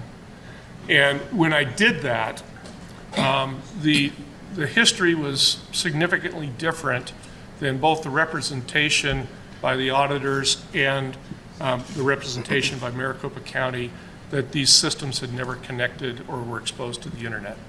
And we found internet activity and multiple visits on the EMS server, 3 of the EMS client workstations, 1 adjudication workstation, and then the ReWeb 1610 and the Regis 1202. Now, before I get into this, I want to kind of walk through my methodology a little bit. So it's very common for operating systems to have default URLs, compatibility caches, things of that nature that may have an internet URL as part of that artifact. So in order to ensure that we didn't get any of that default data, I only reported on internet artifacts that, 1, the date occurred after the installation of the Dominion software, so after the 6th of August 2019, and that had multiple visits to the same site, okay, with dates after that time frame. So that would eliminate any of the default URL artifacts that may have been on the system. So from the EMS server, you'll see that there's actually 3 visits to the same site on the same day, okay?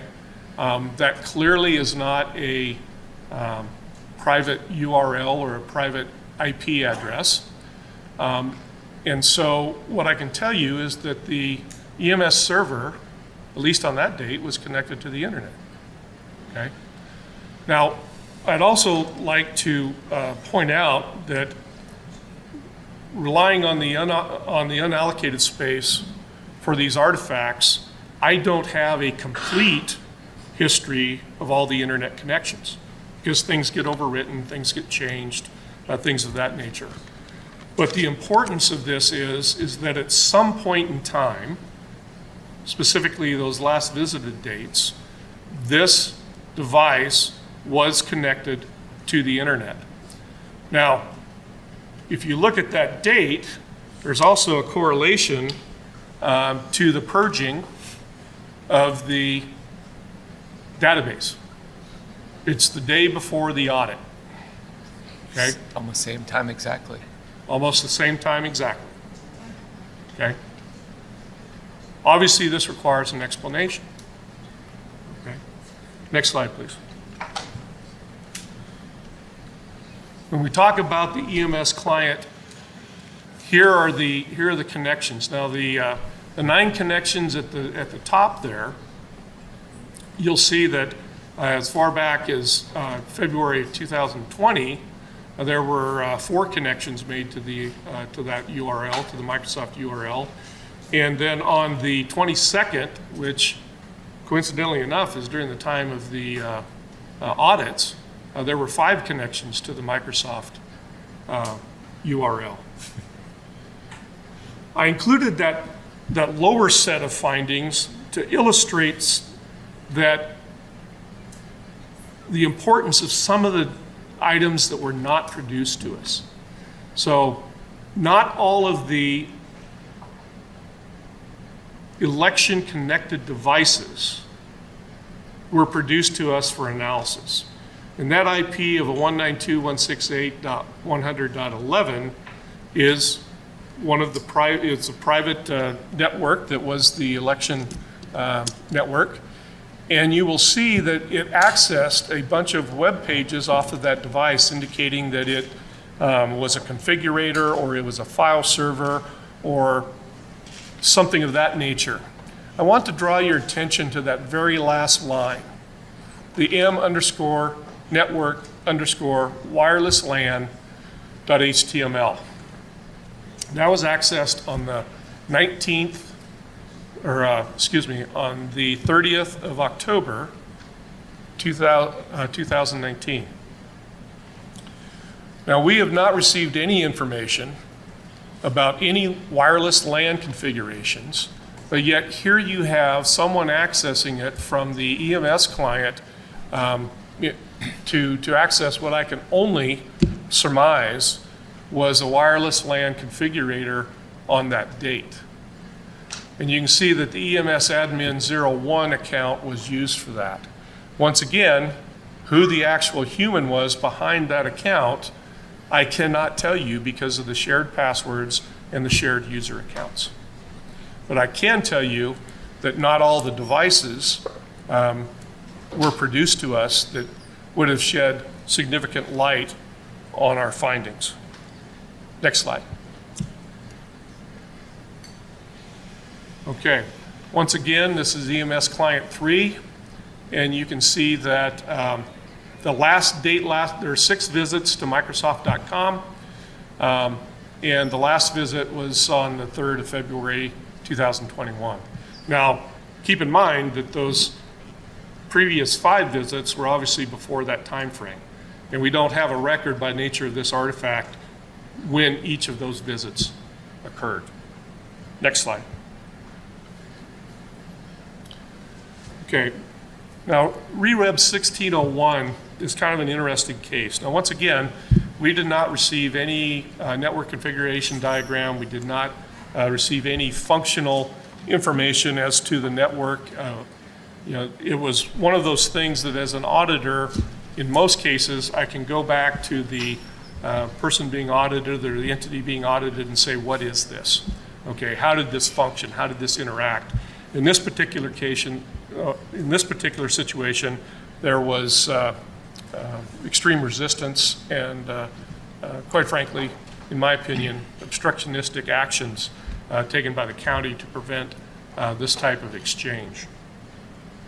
Now, this system clearly was connected to the internet. Now, whether or not that was by design or whether this is one of those isolated and protected systems that the county has indicated never touched the internet, I cannot tell you. But I can tell you that it had significant internet access, and this is only something that would fit on the screen, right? There's literally thousands of connections to the internet by this system. Based on the naming convention, I would assume that this is some form of web-based server that was used in the election system, because it was produced under the subpoena, which that was one of the requirements for.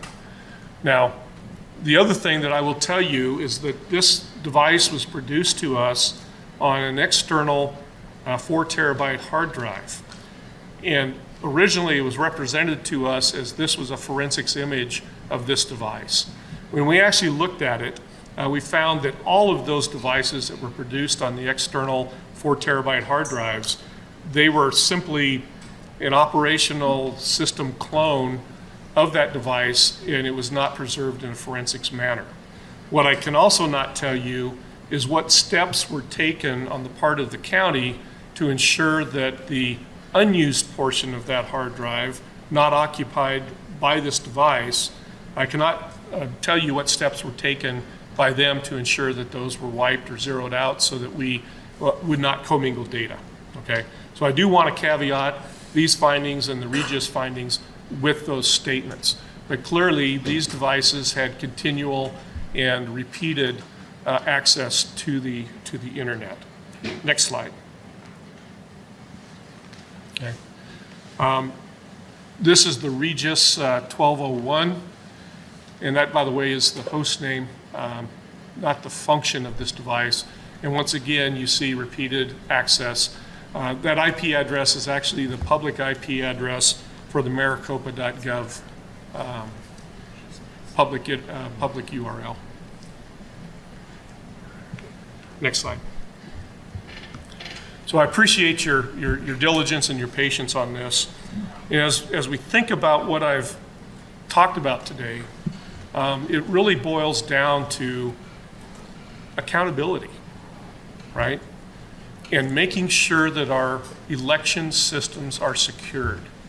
I will tell you that they were not, based on any measure that I, as an IT professional, performing countless vulnerability assessments and incident responses, that I have occurred, had a client that engaged me, had this state of a network, it would have resulted in a failure on our audit.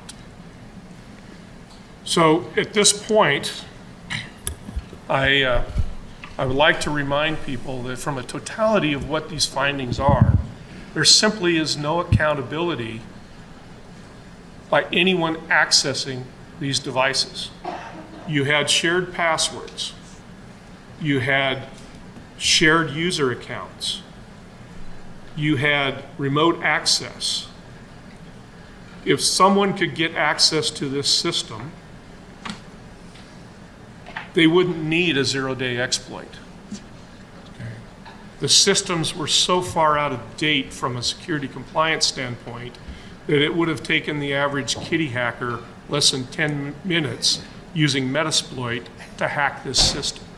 Okay. And I would like to remind everyone that's listening to this that when you have a network of computers like you have in these voting systems, It only takes one person bringing in a little hockey puck with admin access to provide external remote access to that voting system.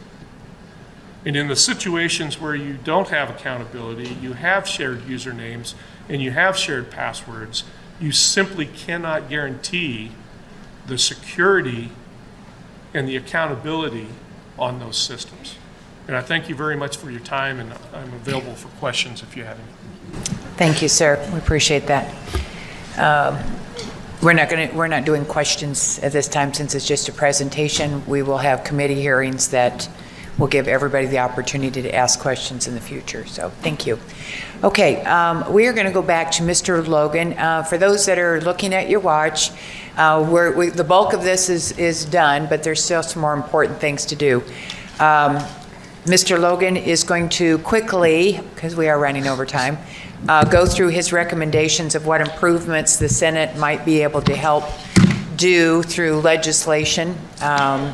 And then Mr. Pullen is going to quickly give his report about the independent ballot count the Senate did. And then we have Ken Bennett standing by, who was our Senate liaison, who will be giving you the observations that he noted when he was there working every day. So Doug, could you do me a favor and go through those recommendations quickly, please?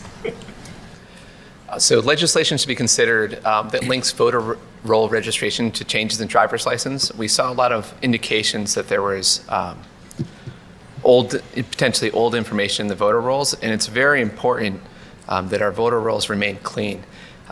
If they don't remain clean, it would facilitate, it makes it easier for almost any type of way that someone might want to take advantage of the system. If only the people who are registered to vote and could show up to vote are in the voter rolls, that makes it more difficult. And already when you go into the DMV, you can register to vote. But specifically, if you change your license to another state, if you change your address, which are things that people are usually pretty diligent about taking care of, that should also update your voter registration details so that when you're out of state and you're in another state, it's not possible for your old voter rolls to be used by you or anybody else. Specifically, we recommend, so the NCOA is a natural change of address. It's something put up at the U.S. Postal Service. I view a ballot basically like money, and we should not be, just mailing money to people who are not necessarily still at that address or have moved. So check in the NCOA before you mail out ballots will help make sure that the currency of the ballots are only ever received by individuals who are legitimate voters or still living at that location. So 90 days before the election, in addition, it should check it right before mail-in ballots so we are not ever effectively mailing currency out to an address where someone has moved to another state. I understand that the EPM and guidance from the Secretary of State suggests that the ERIC and Social Security's master's death list and others should be checked regularly against voter rolls, but I believe it needs a little bit more oomph to it, and that there should be a legally required frequency for counties to do so to make sure that they're regularly being maintained rather than just a guidance that it should be done at some stage.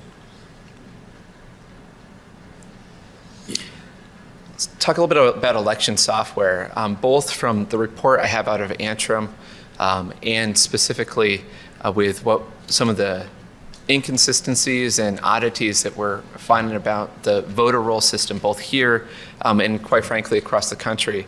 I highly recommend that we pass legislation that requires that these applications that are extremely important are built up to a higher standard and specifically are making sure that they're ensuring the confidentiality and integrity of the systems. The Open Web Application Security Project is known as a leader in the application security space, and they specifically have something called the Application Security Verification Standard, or the ASVS. It has levels 1 through levels 3.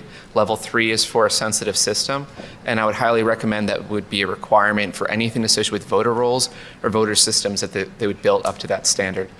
Doing so makes sure that the application itself has the necessary standards built into it in order to make sure things aren't altered and that there are appropriate logs, if so, in order to take care of that. Specifically with that, it's always a good idea to run the ASVS assessments on a regular basis, usually every 3 or 4 years, and specifically that the vendors should be required to attest that the ASVS standard was fully applied. I further recommend that the vendors, you shouldn't be able to use the same vendor over and over again for any type of certification activity.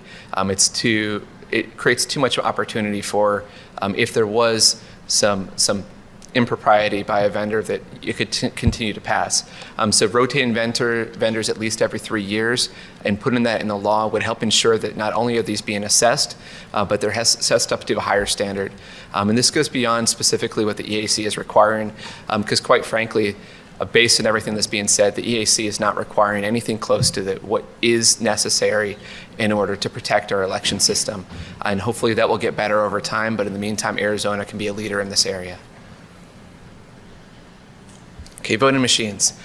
Specifically, legislation should be considered that requires following of all the SUSA guidelines for election systems and equipment, and that any variances against those should be documented, and there has to be risk memos that are signed off and should be public by the appropriate for any derivations from those guidelines. Now, those guidelines cover pretty much everything that Mr. Cotton was covering today, everything from setting up baselines on the systems, everything from baselines and network processes, making sure that user accounts are handled properly, and all those details are all covered by that. So it's a very simple legislation that's basically says that guidance needs to be followed. Legislation should be considered which requires assignment of individual usernames and passwords. Mr. Cotton's talked about that a lot today. Legislation should be considered that requires real-time network monitoring of all election equipment, even on the air-gapped networks. So there is some indication of what occurred there. It may seem odd to have that on an air-gapped network, but as Mr. Cotton was mentioning, there's very small devices that you can take in, and if you can plug them into a network port, you can effectively give the entire network internet access. I mean, they're physically very small, they can be hidden easily, and if you've got real-time network monitoring on those systems, especially where the EMS is, you can identify that and at least have a log of it and potentially prevent it before anything happens. And legislation should be considered that would prohibit internet-capable election management system servers or equipment from being utilized. There's a number of devices that, when you look at the serial numbers from the ProVNV and SLI audits, they show that they had Wi-Fi cards and stuff put into them. Anytime the capability is within a device, there's the potential for it to turn on, or for someone to turn it on and activate it, or use it to connect to some other device. So it's highly recommended. If the equipment's not even there, then you can't have a failure to configure create any issues. So legislation that far, not just preventing internet access, but preventing any type of capability in the device would help ensure the integrity, especially as we keep being told that things are not connected to the internet. From the voting machine standpoint, county employees should have all the administrative access on all election equipment sufficient to independently validate all configuration. The fact that Maricopa County said that they did not have the hardware tokens necessary in order to see if their election equipment was connected to the internet or not is extremely, extremely alarming. The accountability, the county needs to be able to hold vendors accountable. We may use subcontractors for various different actions, but the responsibility always falls on the county, and therefore they need to always have all access. That should not be something they can relegate to somebody else. In addition, election and voting machines should have a paper backup of all ballots, which can be used to confirm the votes were cast as intended. And these machines must be regularly maintained to vendors' maintenance schedule. One of the things that was found in some of our examination of the paper ballots is a lot of things were miscalibrated or otherwise not following general manufacturer guidance. If we want to make sure that we get the intended results out of things always, we should make sure that whatever goes through logic and accuracy testing, whatever it is that's a standard equipment being used, is the same thing we're using on election day. And if you're testing a system with something different than what has happened in the real world, it's not a very good test.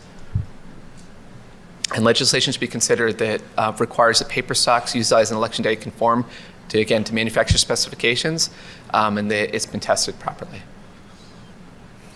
Now, we think that you should have legislation that should consider creating an audit department that should regularly conduct audits on a rotating basis across all the counties in Arizona. To the best of my knowledge, nobody is currently doing this, but based on the audit we performed, there was a lot of processes and procedures that were not conducive to effective audits. The way that stuff gets better is by regularly checking it and regularly validating it. And now that the whole world is looking at our elections, I think it's very important that we take advantage of that and make sure that what is done in our election departments is brought up to the same standards that financial industry uses and other critical systems. It should not be an area that's lagging. When our voting equipment helps choose the most powerful individual in the world, there's a lot of adversaries that would like to take advantage of that, and we need to treat it accordingly and make sure that it is being audited so that those standards are maintained. Legislation to be considered that requires batches of ballots to be clearly labeled, separated from each other in a manner that cannot easily mix together, and easily connected to the batches run through the tabulation equipment. There was a lot of hoops we had to jump through to even connect a box of ballots to what was run through the software in order to match those two up. And that is something that should be simple to do, again, because it facilitates audits, and that those audits facilitate accountability. While a full audit like what we did this time, it cannot always be done. The better the record keeping is, the easier it is to do partial audits to confirm things, and that's something the audit department can do on a regular basis, in addition to sometimes doing full audits. But it's not cost effective to do that every single year. Legislation to be considered to penalize purposely inhibit a legislative investigation or an officially sanctioned audit of an election. I think why that's in there is a little bit obvious. Audits are really effective when you have the cooperation of the management who controls things, and it's very, very difficult to manage them. That's why financial services, if you're your typical financial audit, if you don't comply with the audit, you can literally be put in jail at times. Okay, ballots. Legislation to be considered that will make ballot images and cast vote records artifacts from an election that is published within a few days of the results being certified for increased transparency and accountability of the election process. These are things that we think is important for the Arizonans, the American public, to be able to see and validate and see with their own eyes. Currently in Arizona, we had a judge that stated that we could not make the ballot images publicly available. There should be nothing that links, once a ballot comes out of its envelope, there should be nothing that links it back to a person, and there should be absolutely no reason why it shouldn't be able to be public. Legislation to further be considered which require all ballots to be cast on paper with security features such as watermarks or similar technology, with a detailed account of what papers were used. With our paper analysis, we wanted to be able to say that this is legitimate paper and valid and real, and we wanted to be able to say this is not legitimate paper. But with as many wide number of papers that were used, I think we were estimated over 10 different copies, different types of paper. It's very difficult to make that. But if there's official paper that's kept track of, it'd be much easier for an audit, when it's conducted, be able to say without a shadow of a doubt whether it is in fact printed on legitimate paper. Mail-in voting should incorporate an objective standard of verification for voter identification, similar to the ID requirements for in-person voting. It seems likely that mail-in voting will continue to increase. From a security standpoint, I advocate no more mail-in ballots, but that's not probably realistic. So that being the case, if it's going to continue, we need to have good identification requirements. And that is then. Thank you for your time, Madam President. Thank you, Mr. Logan. I appreciate that very much. We'll take all those into consideration. I'm sure we'll have more. Let's go now to Mr. Pullen. Randy Pullen was our co-legislative liaison there as they saw the work building up quite so much. Mr. Pullen, could you give us just a tad of your background and as to why I selected you to please do this independent count? Thank you, President Fan, as well as Chairman Peterson. Thank you for your commitment to this forensic audit and your resilience over the last 6 months as we went through it. Thank you. Okay, just real quickly about me personally. Graduated from Arizona State University, undergraduate in math and chemistry, and an MBA in 1981. I sat for and passed the CPA exam in 1980, became a CPA, and I've been a CPA since then. Employment-wise, I started out working on my MBA as I was working at a engineering company, writing software for them, and then I joined Deloitte Haskins and Sells and began working in their audit department and helped them develop and test the first statistical sampling software and system for doing audits.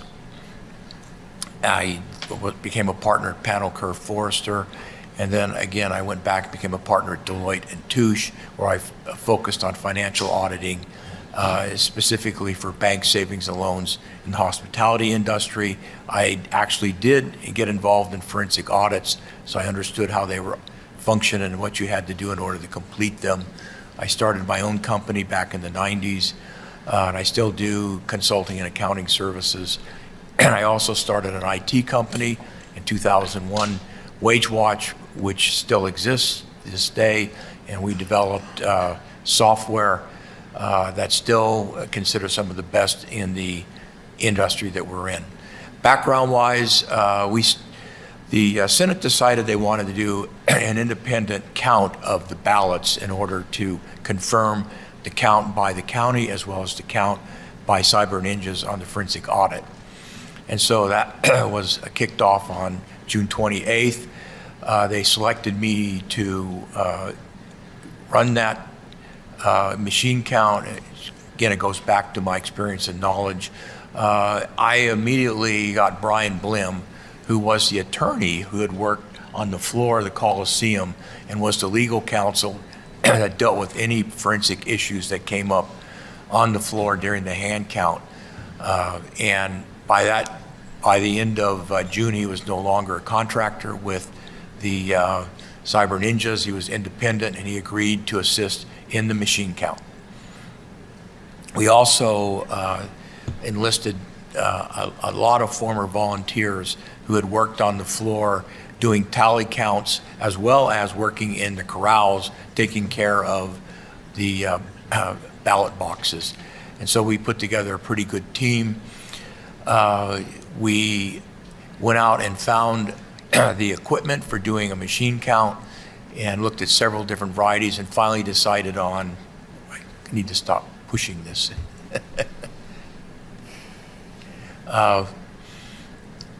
And found the equipment. The equipment we found, interestingly enough, was highly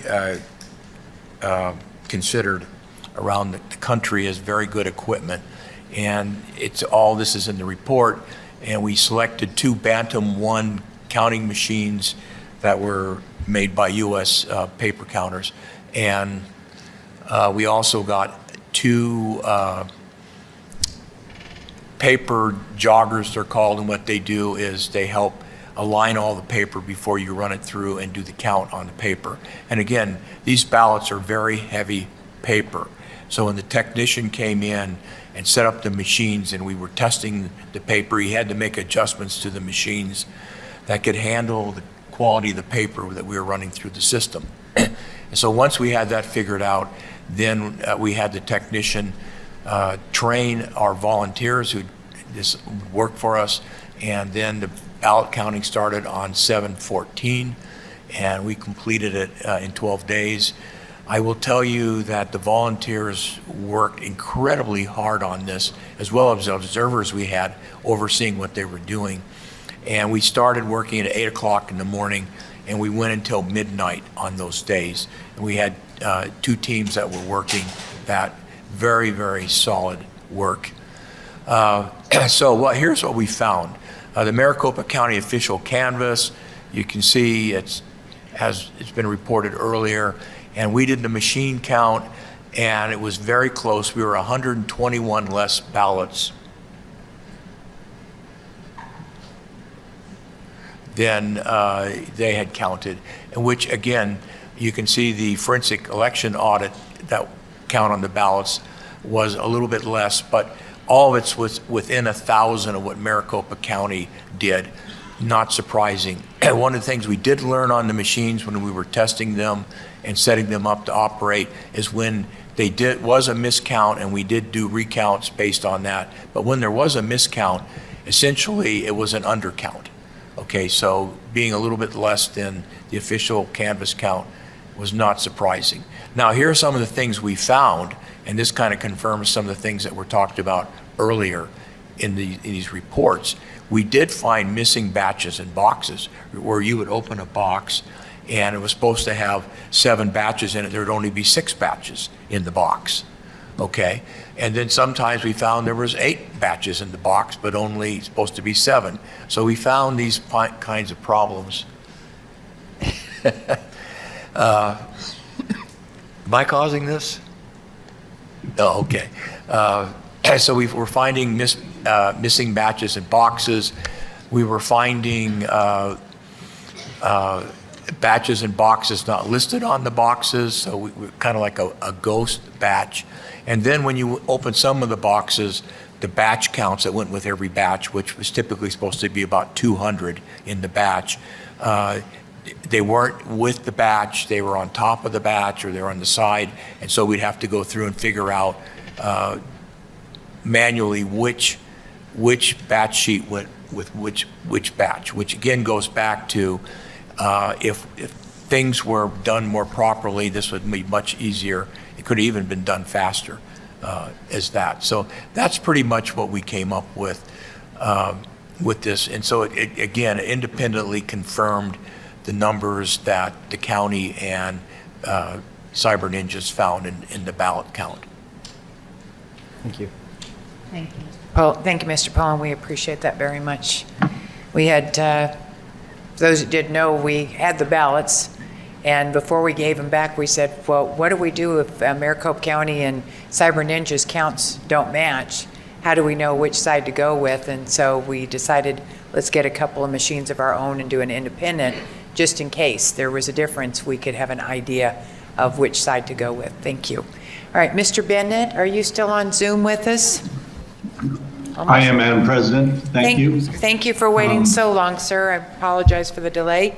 Mr. Bennett, would you give us just a tad background about yourself and tell us what your observations were as the Senate liaison? And Well, I have provided a PowerPoint to your staff, and so I would ask that they prepare to bring that up. But in the meantime, I served as the 21st Secretary of State from 2009 to 2015. That's the chief elections official of the state of Arizona. I also served as the president of the Senate for 4 years, like yourself, and another 4 years as a state senator. So I kind of bridge that, those two domains maybe. I also have an accounting degree from Arizona State University and have worked in numerous businesses, usually as the CEO or CFO, Chief Financial Officer of those companies. And I see the screen, so I'll jump in here. I know our time has gone long today, but you asked me to observe throughout my days there at the audit areas where compliance with our election laws and procedures was accomplished and maybe where they weren't complied with. As you know, elections in Arizona are governed by election laws, which are adopted by the legislature and the governor, and then a Secretary of State's procedures manual, which is promulgated every other year by the Secretary of State's office, but has to have the consent of the Attorney General and the governor as well. And between those two documents, there's over 1,300 pages of laws and procedures. I'd like to just briefly say that no election can be conducted perfectly because it is administered by imperfect human beings, but that doesn't mean we don't try, because it is through our elections that we, the people, give our consent of the governed, as is identified in the Declaration of Independence, and every citizen deserves to know that they are being treated equally under the law as required by the Constitution. So Every legal vote has to be accounted accurately and not canceled out by unlawful votes.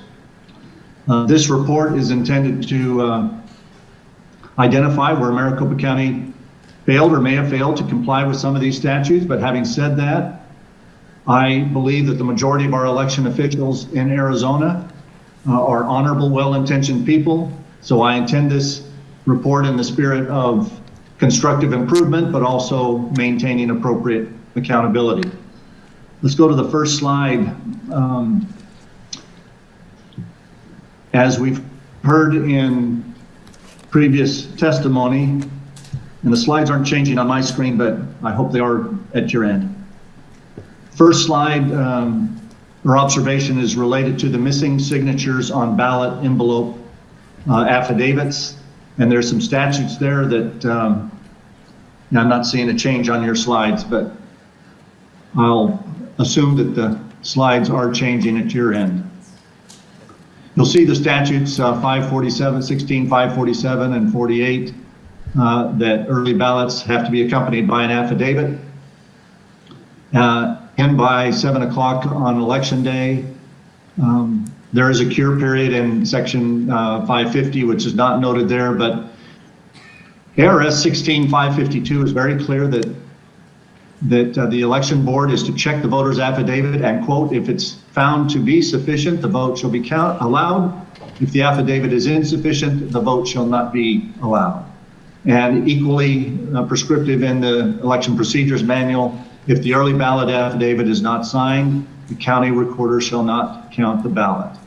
As you heard in previous testimony, the scope of this audit did not involve comparing signatures with the voter registration files, but you had people, Dr. Shiva, look for and identify a number of missing signatures on ballot envelope affidavits, which to the extent that ballots from those envelopes were tallied would violate the above statutes and procedures. Next slide. I hope you're seeing is, because I'm not seeing it, original and duplicate ballots without matching serial numbers. ARS 1621A is very specific that all duplicate ballots created pursuant to this subsection shall be clearly labeled duplicate, bear a serial number that's recorded on the damaged or defective ballot, and the EPM says something very similar and gives one of the reasons, which is to tie the ballots together. The other reason would be to make sure that the votes recorded on the duplicate correctly reflect the votes on the original or damaged ballot. There were approximately 2,500 duplicated ballots where there were no discernible serial numbers recorded on either the original or the duplicate ballot. Obviously, this does not comply with those statutes and procedures. The next slide, I hope, is missing chain of custody. ARS 16621 says that the county will maintain a chain of custody for all election equipment and ballots during early voting, which is kind of the beginning of an election, through the completion of provisional voting tabulation, or kind of the end of processing ballots. The Senate requested this chain of custody. The county provided a very detailed chain of custody of the ballots that we did receive, but we never received a chain of custody all the way back to the election period, as this statute requires. Next item is insufficient ballot paper thickness. This is not a major item, but ARS 16502A says that ballots shall be printed on a paper of sufficient thickness to prevent the printing thereon from being discernible from the back. And there can be debate as to whether this is just for the printing on the ballots or when the ballots are marked with their votes, but there were, as Mr. Logan noted, the audit found multiple thicknesses of paper stock used in the printing of ballots, some of which would allow kind of that bleed through effect, which would not be in compliance with the above statute. Next one is common usernames and passwords, as Mr. Cotton noted. The election procedures manual specifically says that applications within the EMS system should use separate usernames and secure passwords for each user or station. And as he noted, he found common usernames and passwords being used, which is inconsistent with this guidance from the Election Procedures Manual. The next one would be missing serial numbers on electronically adjudicated ballots. An addendum to the 2019 Election Procedures Manual specifies that tabulation machines may be programmed to outstack or to print identification numbers on the ballots with write-in votes that are electronically tallied. This process is often known as adjudication.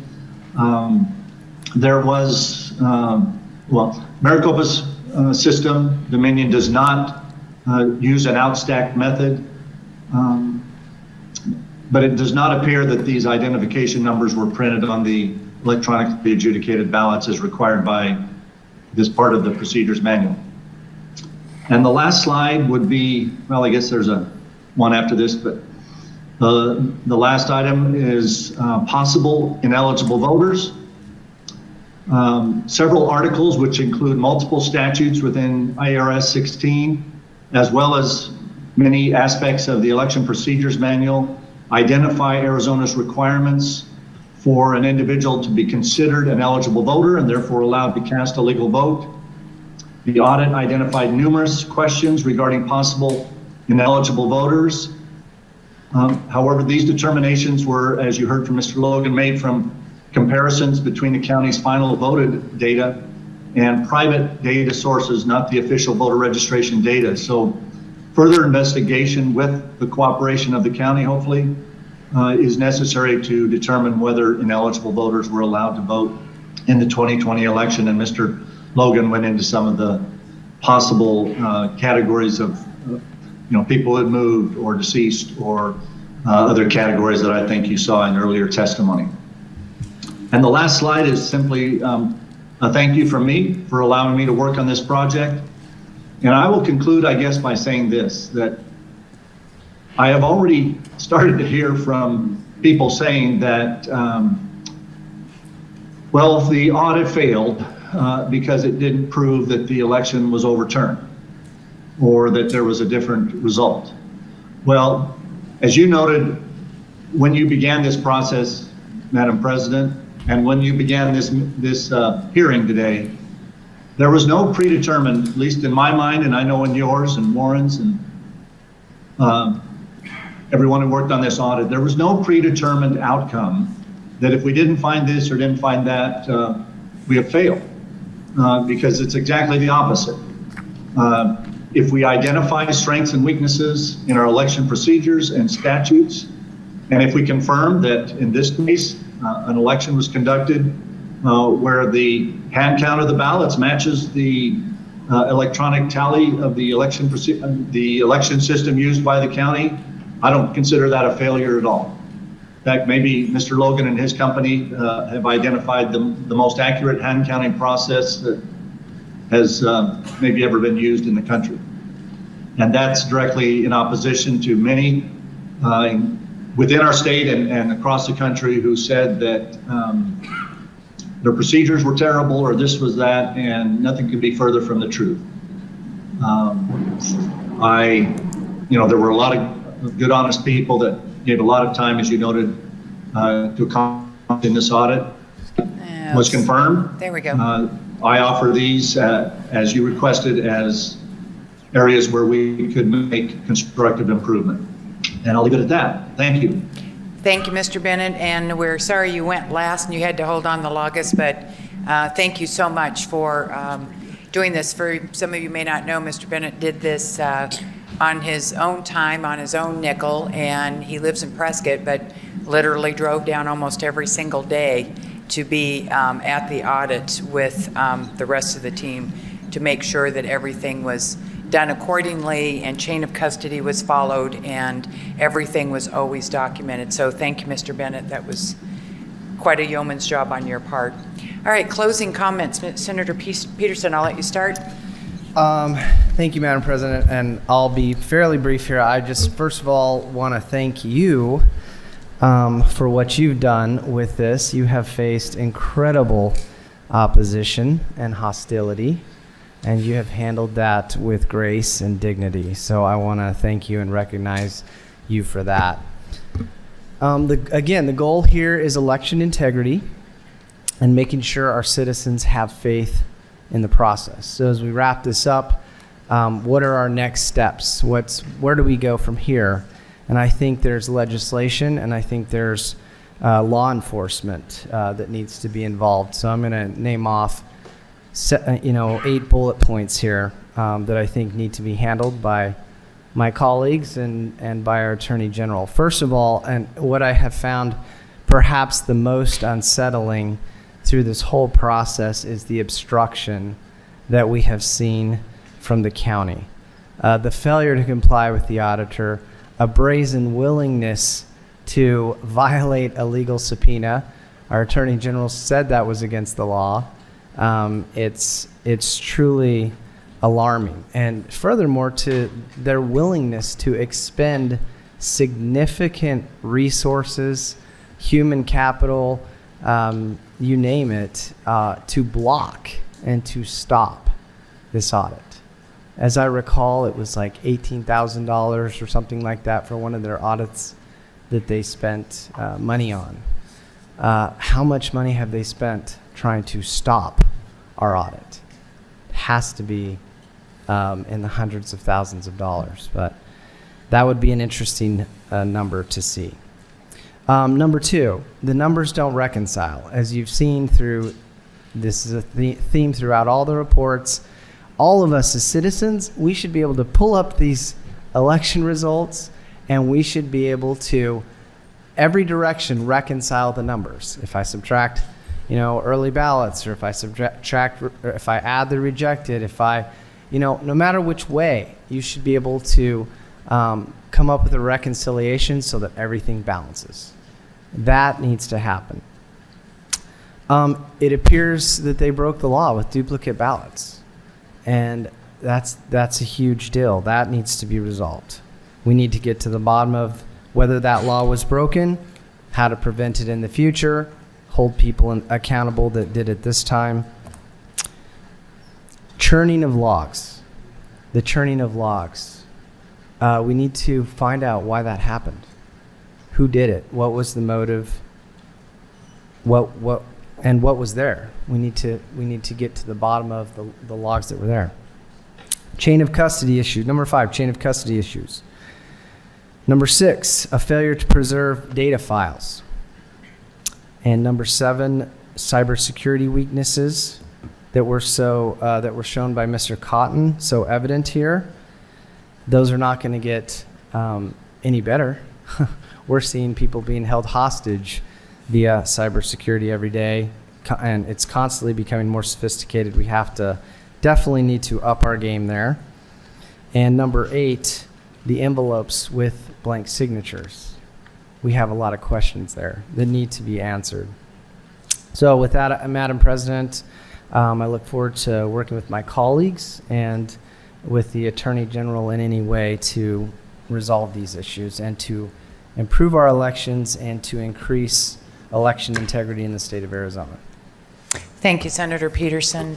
Senator Peterson is our Jude chairman. This started in the Jude committee back in December, and only appropriate to end up there. And my closing remarks, first and foremost, let me tell everybody that all of these reports are up and posted on our website for you to access all of them. That website is azsenaterepublicans.com. azsenaterepublicans.com. You can all go there and see all of those reports. Second of all, I have already transmitted a letter to our Attorney General's office with all of those reports. That not only includes everything that we have noted here, but also everything that Senator Peterson has concerns about. The Attorney General has that. We are asking him to open up a formal investigation so that he can pursue and seek additional information, additional facts perhaps get some of these missing things that we were never able to get, verify all this information, and take the appropriate actions of anything that is necessary to do. I have every confidence that he will be doing that. I also want to say thank you to my Senate Republican colleagues. When we started this, it was, we had a caucus, and every single one of our Republican members said, this is important. Our constituents have questions they want answered. We didn't think it was going to be this long. We didn't think it was going to be this expensive or this difficult, but we did it. We hung in there, we did it, and as you can see, we do have some work to do here. We have a lot of work to do because, quite honestly, if we don't follow our rules, don't follow our elections, this is how problems can happen. We also know that 18 different states sent representatives here because they have constituents asking the same questions. And the very least, what I think that we can all come out of this is that we need to do audits to some extent. We need to do bigger audits on every election just to make sure that everybody's following the rules. So with that, I want to say thank you to Mr. Logan, Mr. Poland, Mr. Cotton, Mr. Bennett, all of you present, Mr. Shiva, Dr. Shiva. Thank you for all your hard work. I know this was very difficult on you and your family, Mr. Logan. You've been here for many months, and you've left your wife and 11 children back at home, and he has another one due in next month, in a couple of weeks. So you gave up a lot for this, and we appreciate it. So to everyone, thank you all very much. Thank you for being so polite up there. We appreciate that. And prayers and blessings to everybody, and let's move our elections forward. Thank you. We are adjourned.